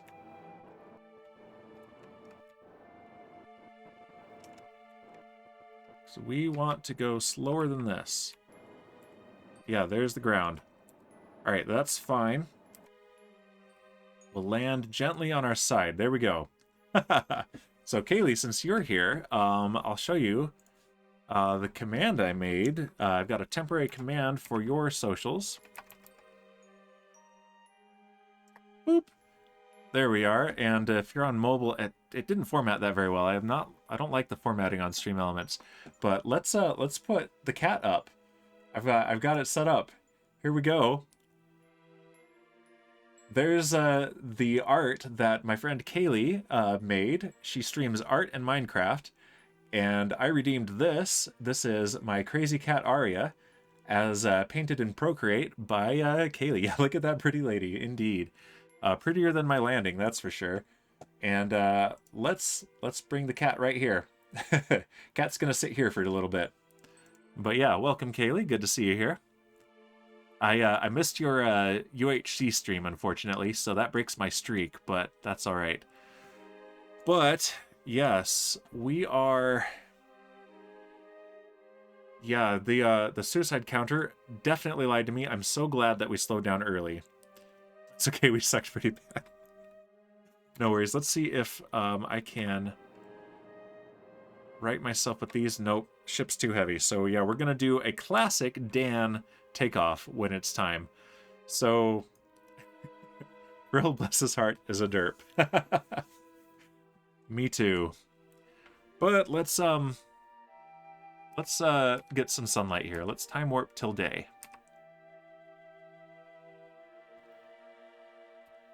I have a flag of Arya set up. There's the sun. And I haven't set up yet a rescue of a Kaylee Kerman, but that will happen in the near future. Okay, this is re-asking because I don't really do want you to see this. I was going to make sure that our Discord announces... Oh, I see that up there. When you are streaming, but I don't think that your Twitch Discord are linked. That's interesting. I think they are, because I get emotes, so I'll have to double check that. That's very appreciated. Yeah, I'll double check that for you. Okay, so now what we need to do, at least we're pointed towards our target. It's over there, so we can totally scooch.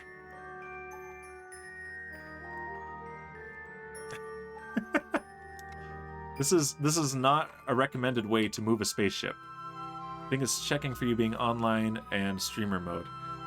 Oh, okay. It might be... Sometimes I have some other apps open on my computer that confuse Discord as to what I'm actually doing, and so sometimes I just turn that off, so it's not like, oh, you're listening to music instead of playing the game you're playing or something like that. So but let's go here and switch to the target.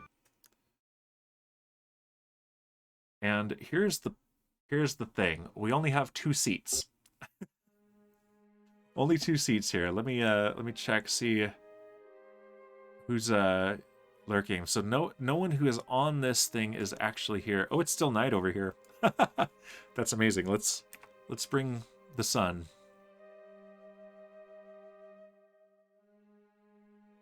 Let's see. This is 21 meters.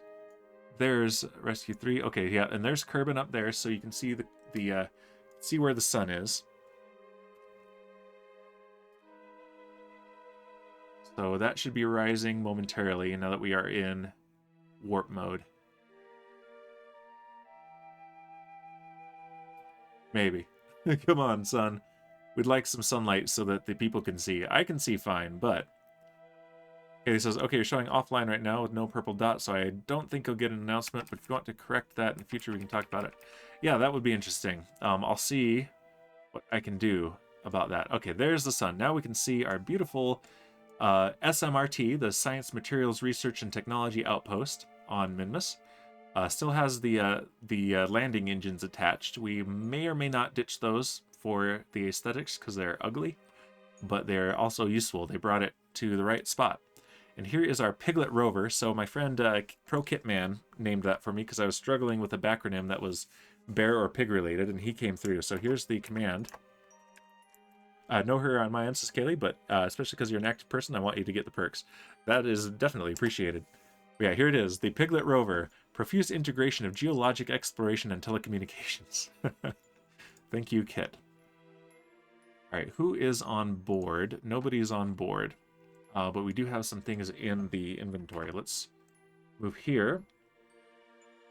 We have... our scientist Judy Wallace and our engineer Optimus Prime. That was a redeem from Satan. And he is also our driver. So, Satan, you go on EVA. Let go. Kaylee says, I've actually never seen Kerbal before. I'm going to watch, but somewhat quiet because I'm doing some commission work. Yeah, no worries. Even if you have to lurk, not a problem. I lurk a lot. So yeah, this is actually going to take 3 trips. So we're going to do one of those trips now. And then I'll do the other 2 between streams.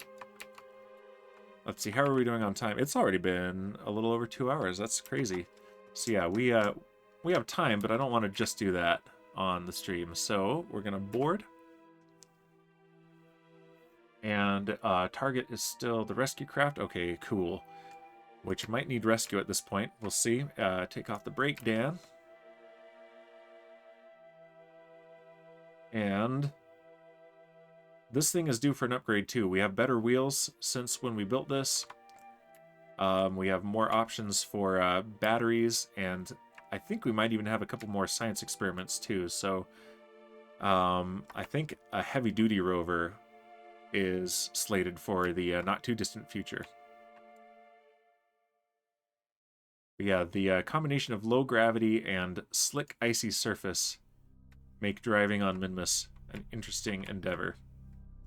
Let's take a look in the cockpit. There we go. Yep, there's our 1 extra seat. So I wonder if they can hold on. That would be hilarious if I can have someone hold on. We're gonna try it. In this low gravity, there's not a lot of risk there. Worst that'll happen is they fall off and skid a few dozen meters at very low speed. Okay, but this thing has driven a lot on Minmus, and you can see how small Minmus is because that's only 21 kilometers away, and this is a flat surface, and flat as far as a sphere is concerned, so the slope is 0. So it's very far below the horizon. But that does mean, let's go, there we go. That does mean we're safe to go a little bit fast. Because we are not going to run into any slopes or crash into any little rocks here on Minmus Greater Flats.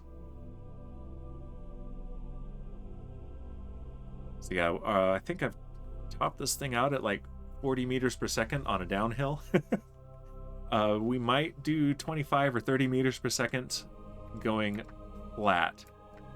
As far as miles per hour, what is that? Like 60, I think? 40? I'm gonna have to do the conversion again. I had a decent reference about it in my head in the past, but then I always have to look it up again, so I'm doing that on my phone here. I've got a handy dandy converter. So speed, meters per second. Let's see, every 10 meters per second is about 22 miles per hour. So yeah, we're going about 45 miles an hour right now. For meters are definitely a better unit, but they're not as familiar. So even for me, who I like working in meters, knowing what that translates to in miles per hour, since I have to use miles while I'm looking at speed limit signs and my speedometer and stuff, that's a good reference. So let's see, does this feel like that? Yeah, this feels like about 45 miles an hour. But man, this is a drive. And we're on the flattest, least scenic part of Minmus 2. There we go. There's the scenery right there. Let's have fun with the camera. Let's do auto flyby. Target self. And let's just... Yeah, it does weird flyby angles when we're on the surface. So let's instead... No auto flyby. Driving by instruments while I do this. Set position. Let's choose way out there. And can we see it from there? It's over the surface. It's over the horizon.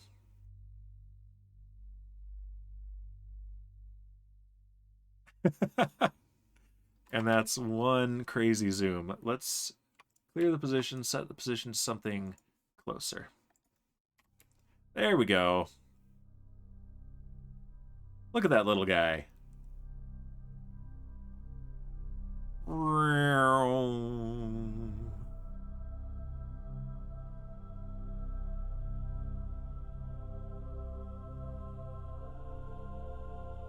There you go, little Piglet rover. And this is Piglet 2, since Piglet 1 is on the moon. And this is the second moon of Kerbal called Minmus. Ah, Shipwreck, welcome back. I did the thing you said. Kaylee says this planet seems unnaturally smooth. That's because we are on the surface of a frozen ocean. So if we look at the map view, this is where we're at. So this does have bumps and ridges, but right now we are driving from here to here across the Greater Flats. And we chose this because this is a good place to land safely, and then we failed to land safely. And Shipwreck says, first for the second time, nailed it. All right, here we go. Here's the booze cam. No one's redeemed Hydrate today, so my my hydration drink is untouched. But my drink that I mixed at the beginning, I've only left the whiskey here. Shipwreck loves doing... Oh, there we go. Rochester, thank you. Here we go. Which is good, because this is pretty strong, so, you know, I like to keep Hangover Dan at bay. So literally, boom, says Rochester. Is that because I'm drinking and driving on Minmus? Oh, I think I forgot to take the family-friendly tag off. Yeah, I did. I put family-friendly up while I was streaming from my family Minecraft server, and, whoops. That's okay, don't tell anybody. Shipwreck, is that a derp? I always refer to my mods about this. Taking off the family-friendly tag, but drinking on stream while driving on Minmus. There are no cops here, so they can't bust me.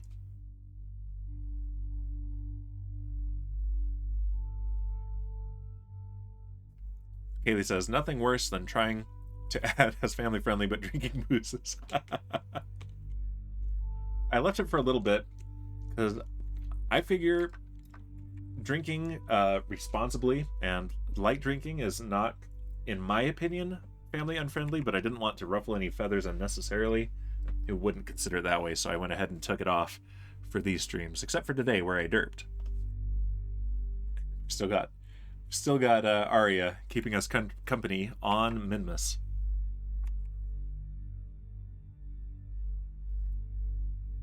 Yes, kids know beer exists, exactly. And honestly, I think seeing a good example of responsible drinking is a lot healthier than simple beer bad. Righteous says, suddenly you see red and blues 100 kilometer into the void. Whoa. We're not that boozinated.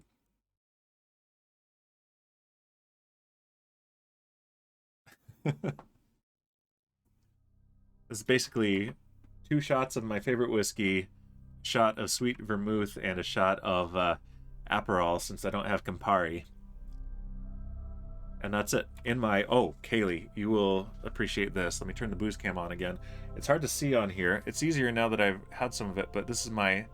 There's some glare. My Saturn V glass. So it says it right there, and it has a nice engineering diagram of the Saturn V rocket. This is actually the first time I'm using this glass, so...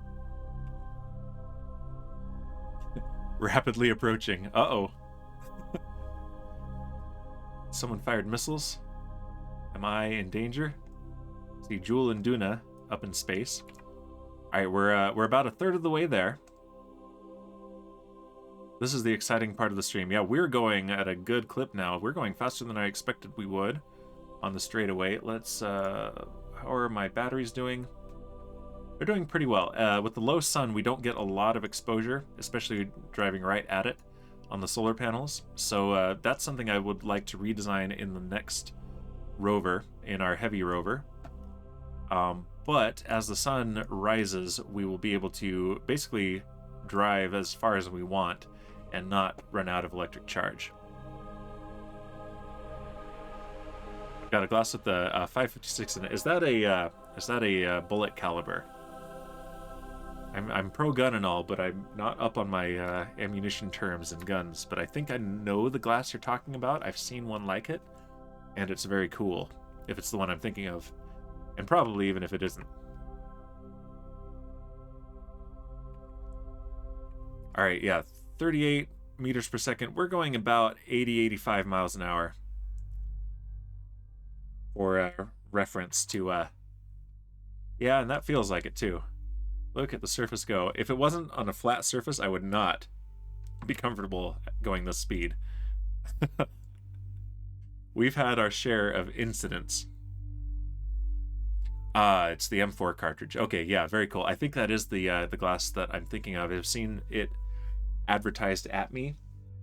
In fact, I think I've seen this Saturn V glass in an ad on Facebook. The targeted ads on Facebook, I mean, say what you will about data privacy and Facebook spying on you, but at least the targeted ads on Facebook are on point. I have bought so many things from those, and I think my wife got these from one of those ads and gave it to me for either my birthday or Christmas. I can't remember which, but it's fantastic. I really like it. They make various sized glasses with various sized bullets.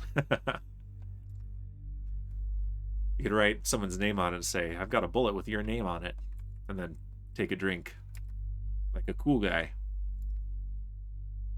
All right, we're 9 kilometers away, and yeah, we're moving at a nice clip now. Yeah, we're going 88 miles an hour. We're gonna travel through time. Uh-oh. Yeah, if 10 meters per second is just over 22 miles an hour, then 40 meters per second is just over 88 miles an hour. Facebook, says Kaylee, keep sending me ads for, we're sad we're closing shop, kitschy gifts that I have never and would never buy. That's interesting. It might also have to do with internet browsing habits, since I don't know what I'm doing right or wrong, but yeah, the targeted ads on Facebook, more often than not, are something that I'm like, oh, what's that? Not only Facebook, Google does the same thing. Yeah, here's the thing, right, Chester? I think Google knows more about me than Facebook does, and yet Google has no idea what to advertise to me. All the stuff that Google shows me and YouTube shows me, which is Google, is 98% of the time like, what? Why are you doing this? And Twitter is even worse. All the stuff that is targeted at me at Twitter, I'm like, this doesn't remotely apply to me. It's not something I even qualify to buy. Kaylee says, almost 100% sure the closing shop is clickbait. Oh yeah, absolutely. Oh, they are shiny and pretty looking, but I won't buy them. Fair enough. And we continue to accelerate. We're going to have an interesting deceleration. Probably going to do some fun spinning. Hopefully not rolling, though. As long as we're just spinning and not rolling, I'm fine with it. Let's go back into the cockpit. Wrong button. There we go. Yeah, we're going fast.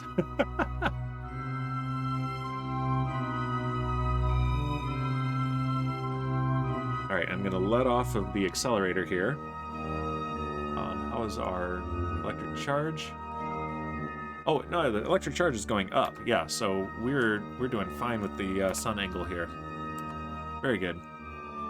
Haley says, yeah, so the YouTubers I watch tend to have sponsorship to projects that are only useful to men. Yeah, that's true as well. And yeah, I'm not talking about the sponsorships either. I'm talking about the actual YouTube ads. Okay, I think what happened is that the Kerbal Engineer mod was looking at the sea level elevation here, and did not properly account for this hill, and I smacked right into the side of that hill. Fortunately, at a low velocity.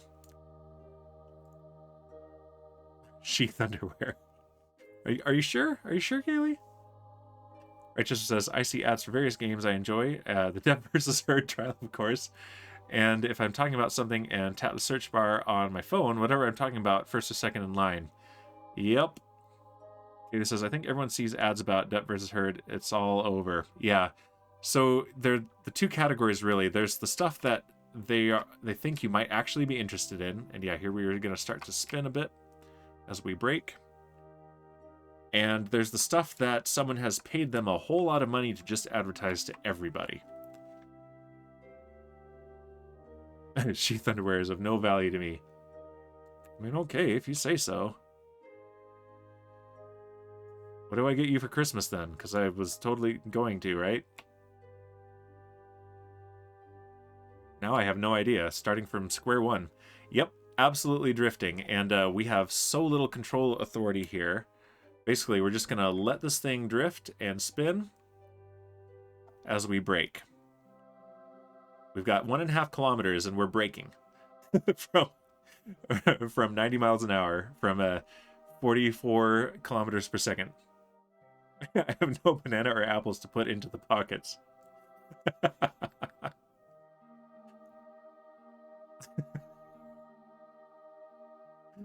Yep, but Pete Vangman, we are drifting on Minmus. What YouTuber used for it to explain?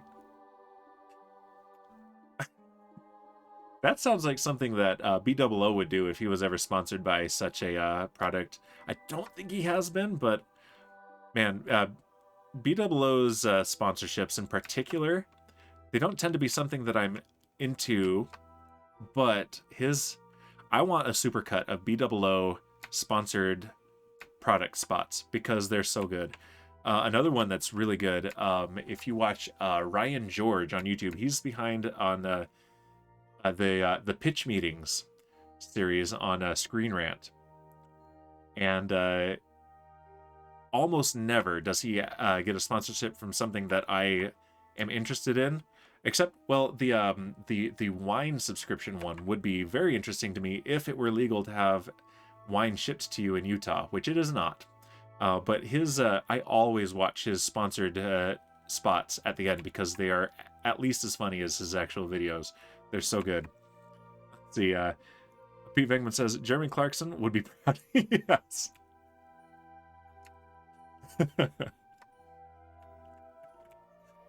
We thought we'd landed in the right spot, but it turns out we hadn't.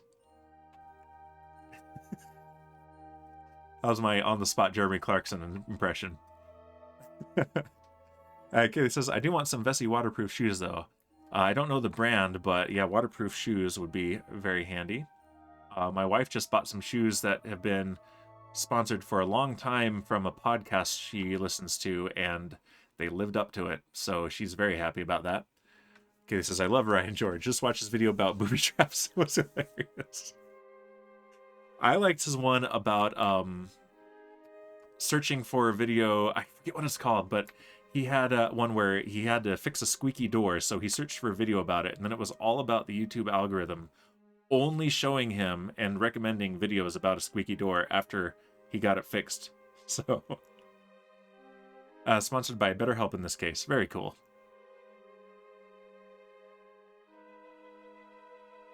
Hey there, I'm the Adstronaut. I'm up here in ad space to tell you about. His ad spots are just so good. The squeaky door, and yeah, it's so good. Except it wasn't a squeak, it was like the bah, bah, bah, bah, bah, or something weird sound that he made. Wow, wow, wow, wow, wow. All right, here we are. At our perfect landing. This is the patented Dan Bear Pig landing right here. We're gonna have to have a patented Dan Bear Pig takeoff. Dan Bear Pig takeoff. Elric, welcome. Redeeming first but not really. Right, sir. Would you try to rescue 3 Kerbals 3 billion meters away from the sun going about 98 kilometers per second? Or will you just ignore that? How much are they going to pay you? That's the real question, is how much will they pay? All right, let's let's get out. Optimus Prime. I don't think Satan is lurking either. He had to go to work, but this is his Kerbal that he redeemed. Let's turn on the helmet lights, helmet cam. There we go. And let's get a screenshot of yet another perfect landing.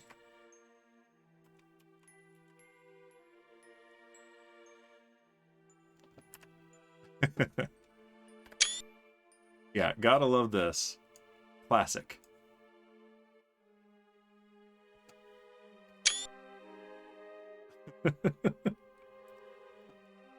All right, so now what we need to do, so Elric, since you are here, what we are doing is bringing 2 scientists and an engineer to the SMRT Outpost. So, and you know what? We can actually take 2 back at once because Optimus Prime is an engineer, so he can cycle back. We'll have another engineer. We'll have Elric the Troll King himself. And so he can sit in the driver's seat and take Lady Elric, who is a scientist, to her destination, and they can stay there. And the only one we'll have to come back for is Supreme Doom, or Supreme Oddity Kerman. Lena, welcome, Ban Bear Pig. Hey, don't you know that it's Mango Bear Pig now? Jeez, keep up with the times, Lena. Ugh, and where are my campaign posters, Lena? You promised me campaign posters. So yeah, let's from our perfect landing. It's like beat up in perfect redstone. It's perfect. All right, we want Elric the Troll King. Go ahead and get out. Shipwreck redeeming Booznate. Here we go. We're banning him from his own stream. They try. They really try. Hey, I was on vacation. Of course. No, you said you quit. So, is this your way of gracefully coming back to your job that I fired you from and then you quit? All right. Shipwreck redeemed Booznate. Here we go.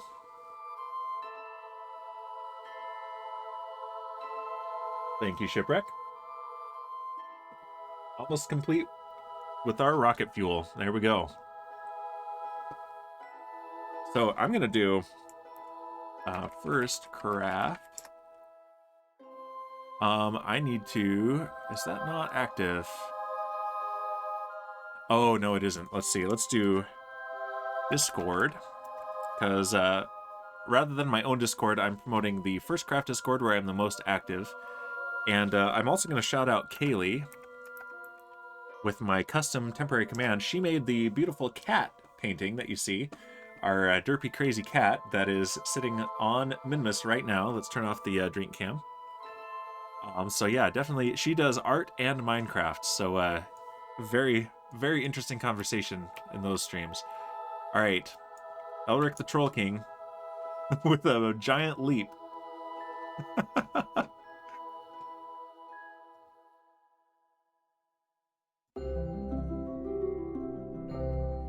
Oh, nope, that didn't work.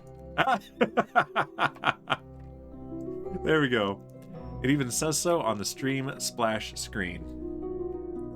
Does it now? I don't know. All right, let's see.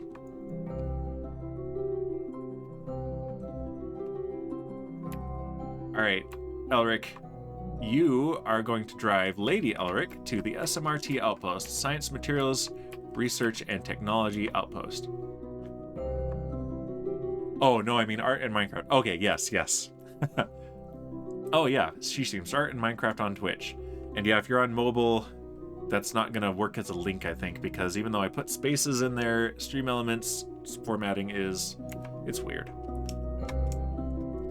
I'm working with Fossabot. I will likely replace the Stream Elements bot with Fossabot. All right. Grab. There we go. And board. Perfect. Now we need Lady Elric. Also renamed by Elric the Troll King.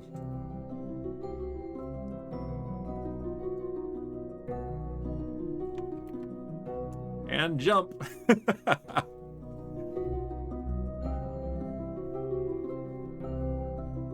Oh, camera target none. Okay, so the camera can't target a Kerbal, unfortunately. That's the problem. Interesting. Alright. Let's slow the drop with the jetpack. There we go. Very much more graceful than Elric the Troll King. Grab. And board. There we go. So here's the question. Can Supreme Doom, aka Supreme Oddity, well, that's the name she requested, and she is our third scientist. We complete this contract when we have 3 scientists aboard our new outpost. Can she hold on to the back? All hatches are obstructed. Oh no. Okay, so we need to. She's stuck here and can't get out. So transfer crew.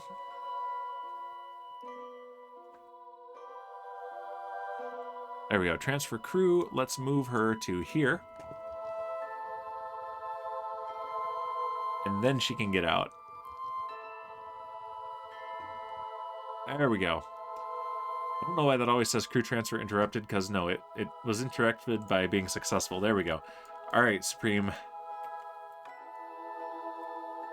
Another fellow first crafter. She's got a parachute and a jetpack, so yeah. Well, the parachute's not going to do you a lot of good out here.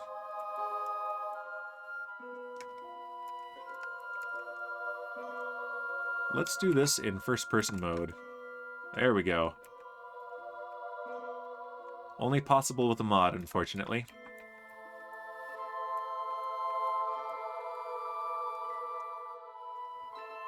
And grab. And board. Oh, right. She can't board. Okay. Will she keep holding on? Here's the question. Will she... How did you move over there? That's weird. What are you doing, dude? Optimus Prime, what are you doing? All right, Optimus Prime, you're getting aboard here. And then, okay, that's encouraging. She's still holding on. So... Oh, the brake is not set. Let's put Optimus Prime aboard, and let's see if we can drive them back with Supreme Doom, Supreme Oddity, sorry, holding on. Because if so, that's hilarious. Alright. You are going to be cycled back, Kerbal, or rather to the Arcadia Station, which we are repairing. Alright. You can't board. Can you board? Yeah, cannot board a full module. Okay, it's giving me that option because she's in range, but it's full. All right. Pick the two. Switch to target selection. And we want, it's classified as a ship. And it is called SMRT Outpost. And it's back there. Alright. This might be the new best thing we've ever done.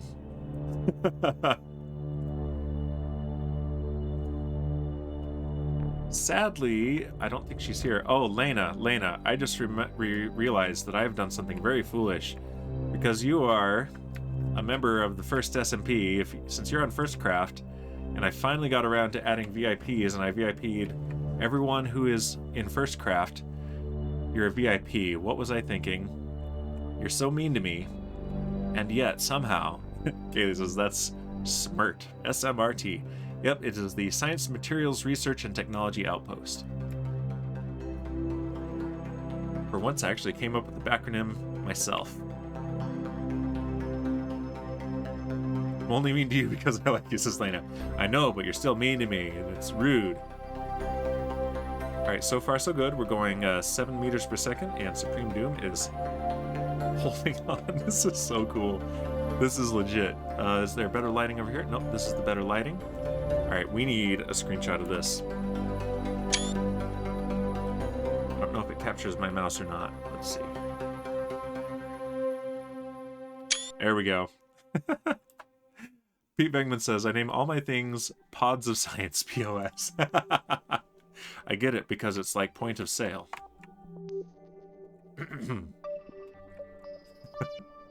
I have several things named Derp, so I've got my... Oh, I rode a bus like that in the Philippines. I am not surprised about that. That doesn't surprise me in the slightest. But that's why I figured this might work.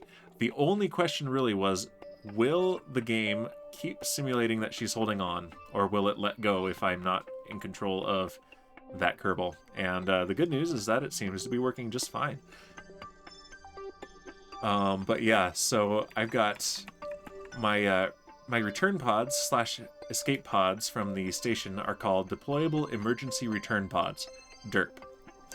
My Duna and Dres exploration missions are called either Duna or Dres Exploration Research Probe, so DERP. So I have 3 different kinds of things named DERP.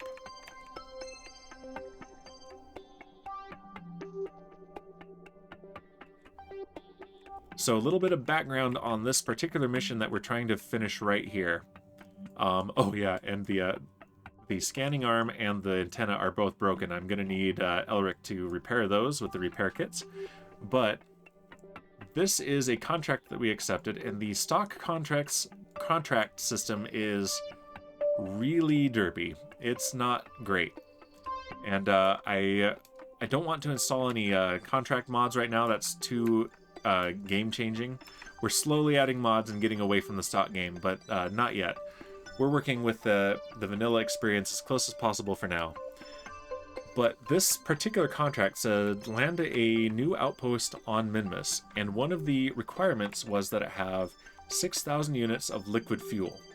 No oxidizer, just the liquid fuel, which is only useful without oxidizer if you are running a nuclear engine, which doesn't need to combust the fuel. It instead runs it across the nuclear reactor to heat it up and accelerate the gas. We don't even have that technology yet, and the surface outpost wouldn't be using it anyway. So, and it's not a refuel depot, it's a science outpost. They even said so. It needs scientists aboard, it needs a science module. So basically, it needed a fuel tank with only liquid fuel on it, much bigger than the station itself.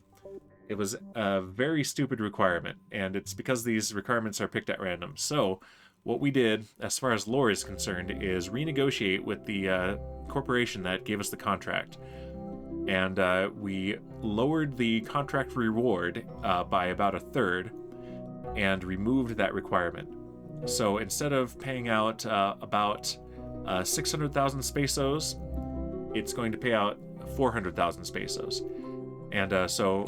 Oh, we've got a rock in the way. Did we clear it? Yeah, we cleared it. Okay, good. Phew. That was a close one. That would have been interesting. Supreme Doom would have gone flying. And now we got a fishtail, but we're okay. Yeah. So behind the scenes, what I did was just make a backup of the game and then edit the save game file. So it no longer has that requirement. No longer pays out as much, which I think is fair. And so now, if we look here, build a new surface outpost on Minmus. Facility supporting at least 18 Kerbals. We have enough room for that. We have 7,500 units of electric charge in the batteries. We've landed, and we have maintained stability, but have 3 scientists on the outpost. We have 1 scientist on the outpost, and 2 more are currently on the way. 17 kilometers away, so once we complete this, we will have a significant amount of money. And that's why we're after this one.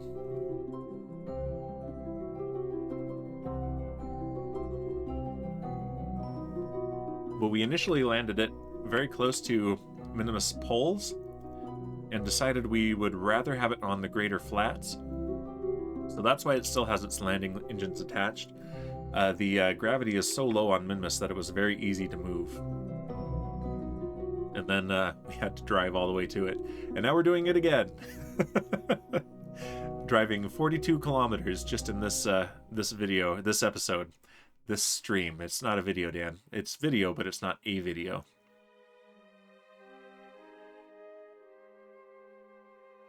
Do a spin.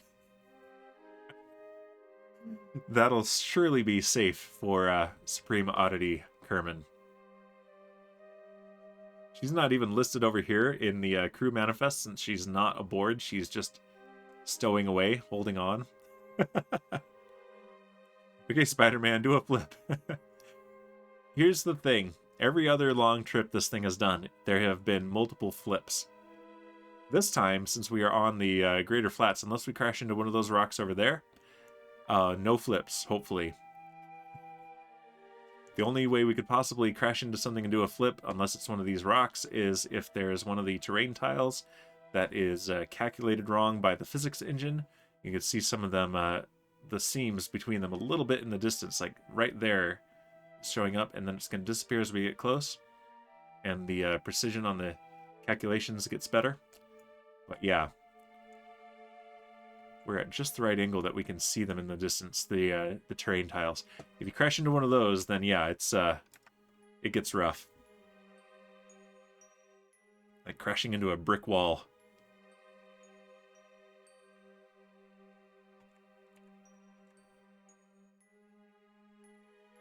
You are an absolute champion, Supreme Doom. Let's see, can we can't activate your camera because we are not on the same vessel. That's unfortunate. Because that would be hilarious. We can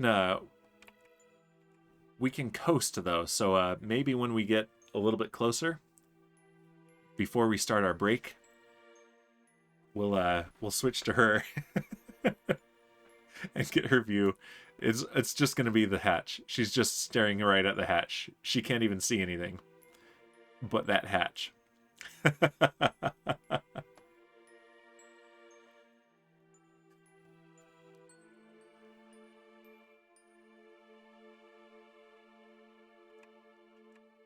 All right, we're almost halfway back.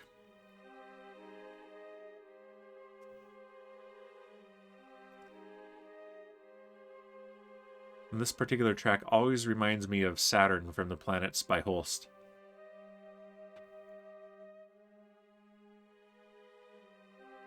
Shipwreck looking at his timer. Here we go. Drinking and driving on Minmus. Here we go. And since we only have 15 minutes left of the stream, I'm just going to finish this thing off, drink the rest of the rocket fuel right now.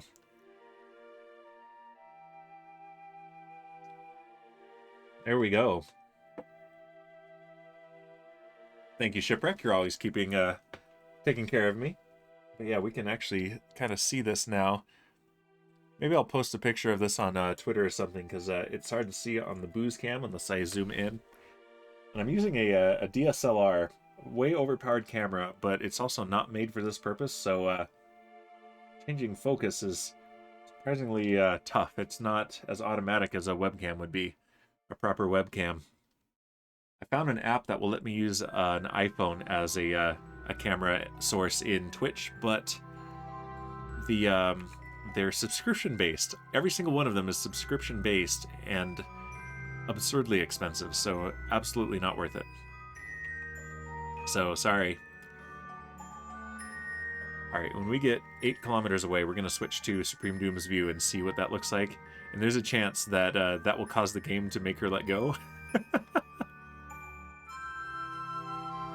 At 30 meters per second, so that's about 68, 69 miles an hour-ish. Rochester says, I put a bit too much boost on this rocket. How much thrust-to-weight ratio does it have, then? Like, how much too much boost? Alaric says, Dan, I'm really disliking you. Is this because, as usual, you are also playing Kerbal Space Program and love-hating it? Because I bet that's why. Alright, here we are, 8 kilometers. Let's switch to Supreme Oddity Kerman. Let's see, activate the camera. Yep, this is her view. I don't want that. There we go. Nope. Ah, come on. Just get that out of the way. Hey, yes, says Elric. Right, Jester says, I mean, it was enough. Just held it for too long and may go a bit too fast on reentry. Uh-oh. She could let go. If it was shipwreck, I would let go, but it is not shipwreck. Oh, we're focused on the Piglet rover, but I've got the camera set here. This is amazing. Okay, good. I got rid of that thing.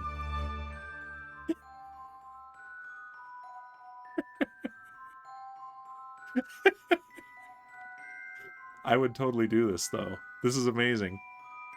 Alaric says, I got the orbits figured out, but still can't rendezvous with the crafts. Oh, rendezvous are one of the hardest things ever. So, yeah, you've got orbits. Have you managed to get to the moon or Minmus? Have you landed? But, yeah, orbits and rendezvous and docking is incredibly difficult. And then when you get it, it is one of the most satisfying things ever. All right, camera tools. Target self.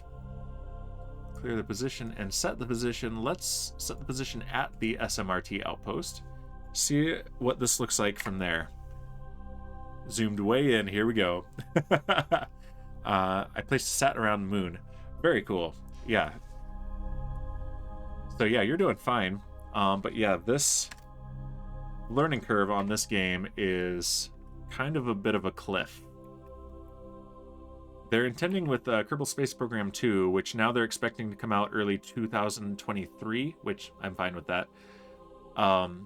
They are planning to, without actually reducing the difficulty of the game, make it more approachable with better tutorials, which I think is absolutely the right way to go. Because if they actually made the game easier, it would turn off pretty much everyone who's interested in playing it.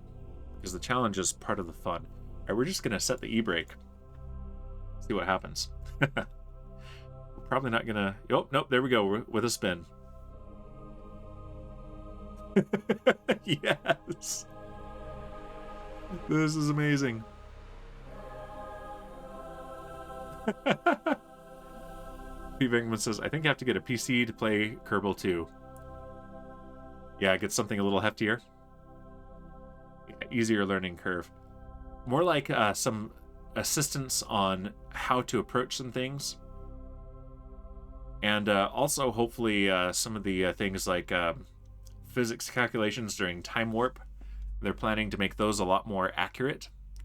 Especially since if you're going interplanetary, you're going to need to be under thrust for a time warp. And that will require a lot more precision than the game currently has. Let's take off the brake. Oh, that's what I mean. I don't think it'll run on Mac. I think they do intend for it to run on Mac, but it probably won't be immediate. But yeah, I still like Macs, but while they're on this insistence on everything being impossible to service yourself, and yet still calling it a pro device, I'm kind of done with Mac, which is sad. Because they make an incredible device, but if anything breaks, anything at all, you have to replace the entire motherboard. Replace the RAM? Nope, replace the motherboard. Replace the hard drive? Nope, replace the motherboard. It's absurd. And if it's a pro device, it should be used by a pro who can actually operate on it. That's what I liked about my 2011 MacBook Pro so much. I replaced pretty much everything on it at one point or another. He says, I thought right to repair went through.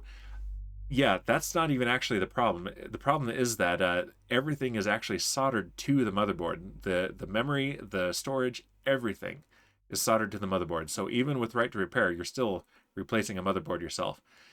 And that's an interesting thing. We're going to get a little bit political here. I'm actually, as someone who likes to repair my own PCs, I'm actually not on the side of the right to repair people because it's a whole warranty thing. It's not like they can, I think it's misnamed. They can't actually deny you the right to repair your own computer. But the whole idea of a warranty and voiding the warranty, I think, is not necessarily reasonable, but fair for the manufacturer to set that, even if they're wrong. I support people's right to be wrong, is basically what it comes down to. But yeah, if it was really a right to repair, what it would be is if you repaired your own device, you get arrested. So no, they're not actually denying you any right to repair your device. They're just making it difficult, which I disagree with. But I'm not on the side of the whole right to repair thing. But this is, again, coming from someone who has done extensive repairs on Apple computers many times. Yeah, my old MacBook Pro, it was my favorite computer of all time. 2011 17-inch MacBook Pro. It was huge, very thick. And I don't care that they want to make it the thinnest PC ever, the thinnest laptop ever. If it makes it more difficult to repair, nope. That's why I swore off Macs, at least for the foreseeable future. I even built this current computer that I'm gaming on right now in the case of an original 2006 Mac Pro. Gutted the thing and put in all my own parts. And I originally had intended for it to be a Hackintosh, and I built it as a Hackintosh, got it up and running. It was great, and then they announced with the new versions of the Mac OS that there would be no support for new NVIDIA graphics cards. So now it is not a Hackintosh, it's just a PC. There, Kaylee, you're not the only one who soapboxes. I've got a lot of soap in my box, too. You're welcome. Oh, but here we come to our castle. Our space castle. This is actually perfect timing, too. It's like I planned it this way. Like we would get here right as it's time to end the stream. But yeah, the right to repair movement I sympathize with because I'm fully on board with the frustration. Fully agree that half the fun of tinkering with stuff, or of owning tech, is tinkering with it. But the legal grounds that they were going for, I disagreed with. It's not going to really change a whole lot, but still. Pete Vengman says, time for a Family Next Generation episode. Catch you later, sir. Catch you later, man. That is my brother, by the way. The next one younger than me. Bonk. There we go. Elric, you gotta work on your space driving. But look at this! Look at this! Let's see, can I aim the camera right here? Perfect. Supreme Doom. Actually, let's aim it right here. Here? That's better. Supreme Doom hitching a ride on the back of the rover. Nope. That's what I wanted. Okay. Look at that. All right. Screenshot. Bye, Brother Bear Pig. Let's switch to her. And bloop. And yeah, let's do first-person mode. It's harder to do this in first-person mode, but this is what we're gonna do because it's funny. And I forget, I think this doesn't count actually as a crew hatch, unfortunately. I thought it would, and that's why it's on the edge here. But yeah, we're not getting the option. Oh! Tried to jump.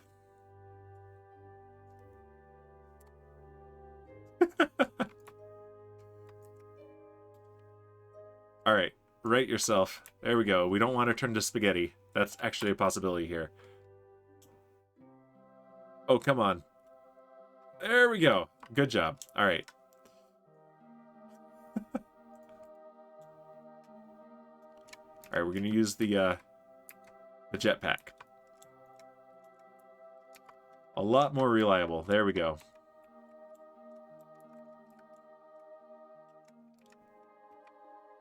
She is going to get a kick out of that.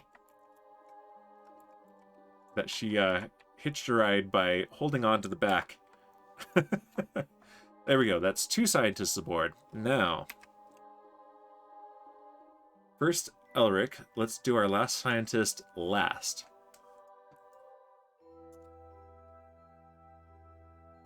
All right. Get away from that a little bit so you don't go spinning like Supreme Doom did. Activate camera. Activate jetpack.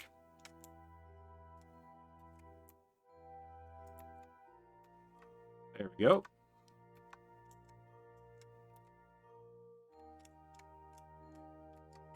Yeah, gravity is incredibly low on Minmus. It's a tiny, tiny moon. Small enough that you can very nearly see the curvature on the horizon. Grab and board. There we go. And finally, we have Lady Elric. EVA. Let go. Step away. Let's activate your camera as well. There we go.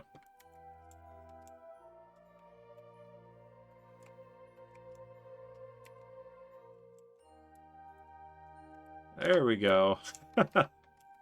This is great. Yeah, I thought those were going to be hatches. Usually something that looks like that is a hatch, but I guess not in this case. And board. Said board.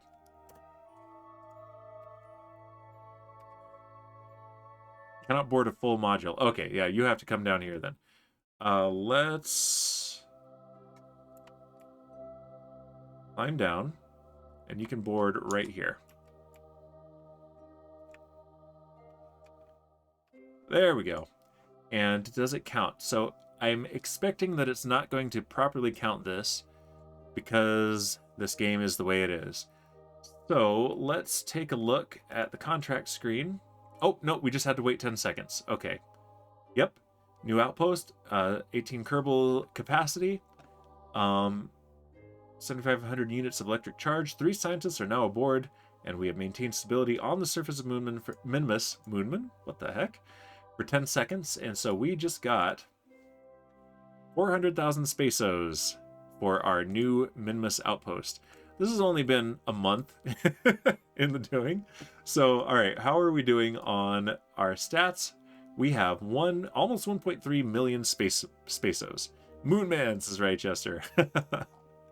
And right on the dot at 5 p.m. my time. So yeah, right on the dot, 3 hours. That's literally perfect.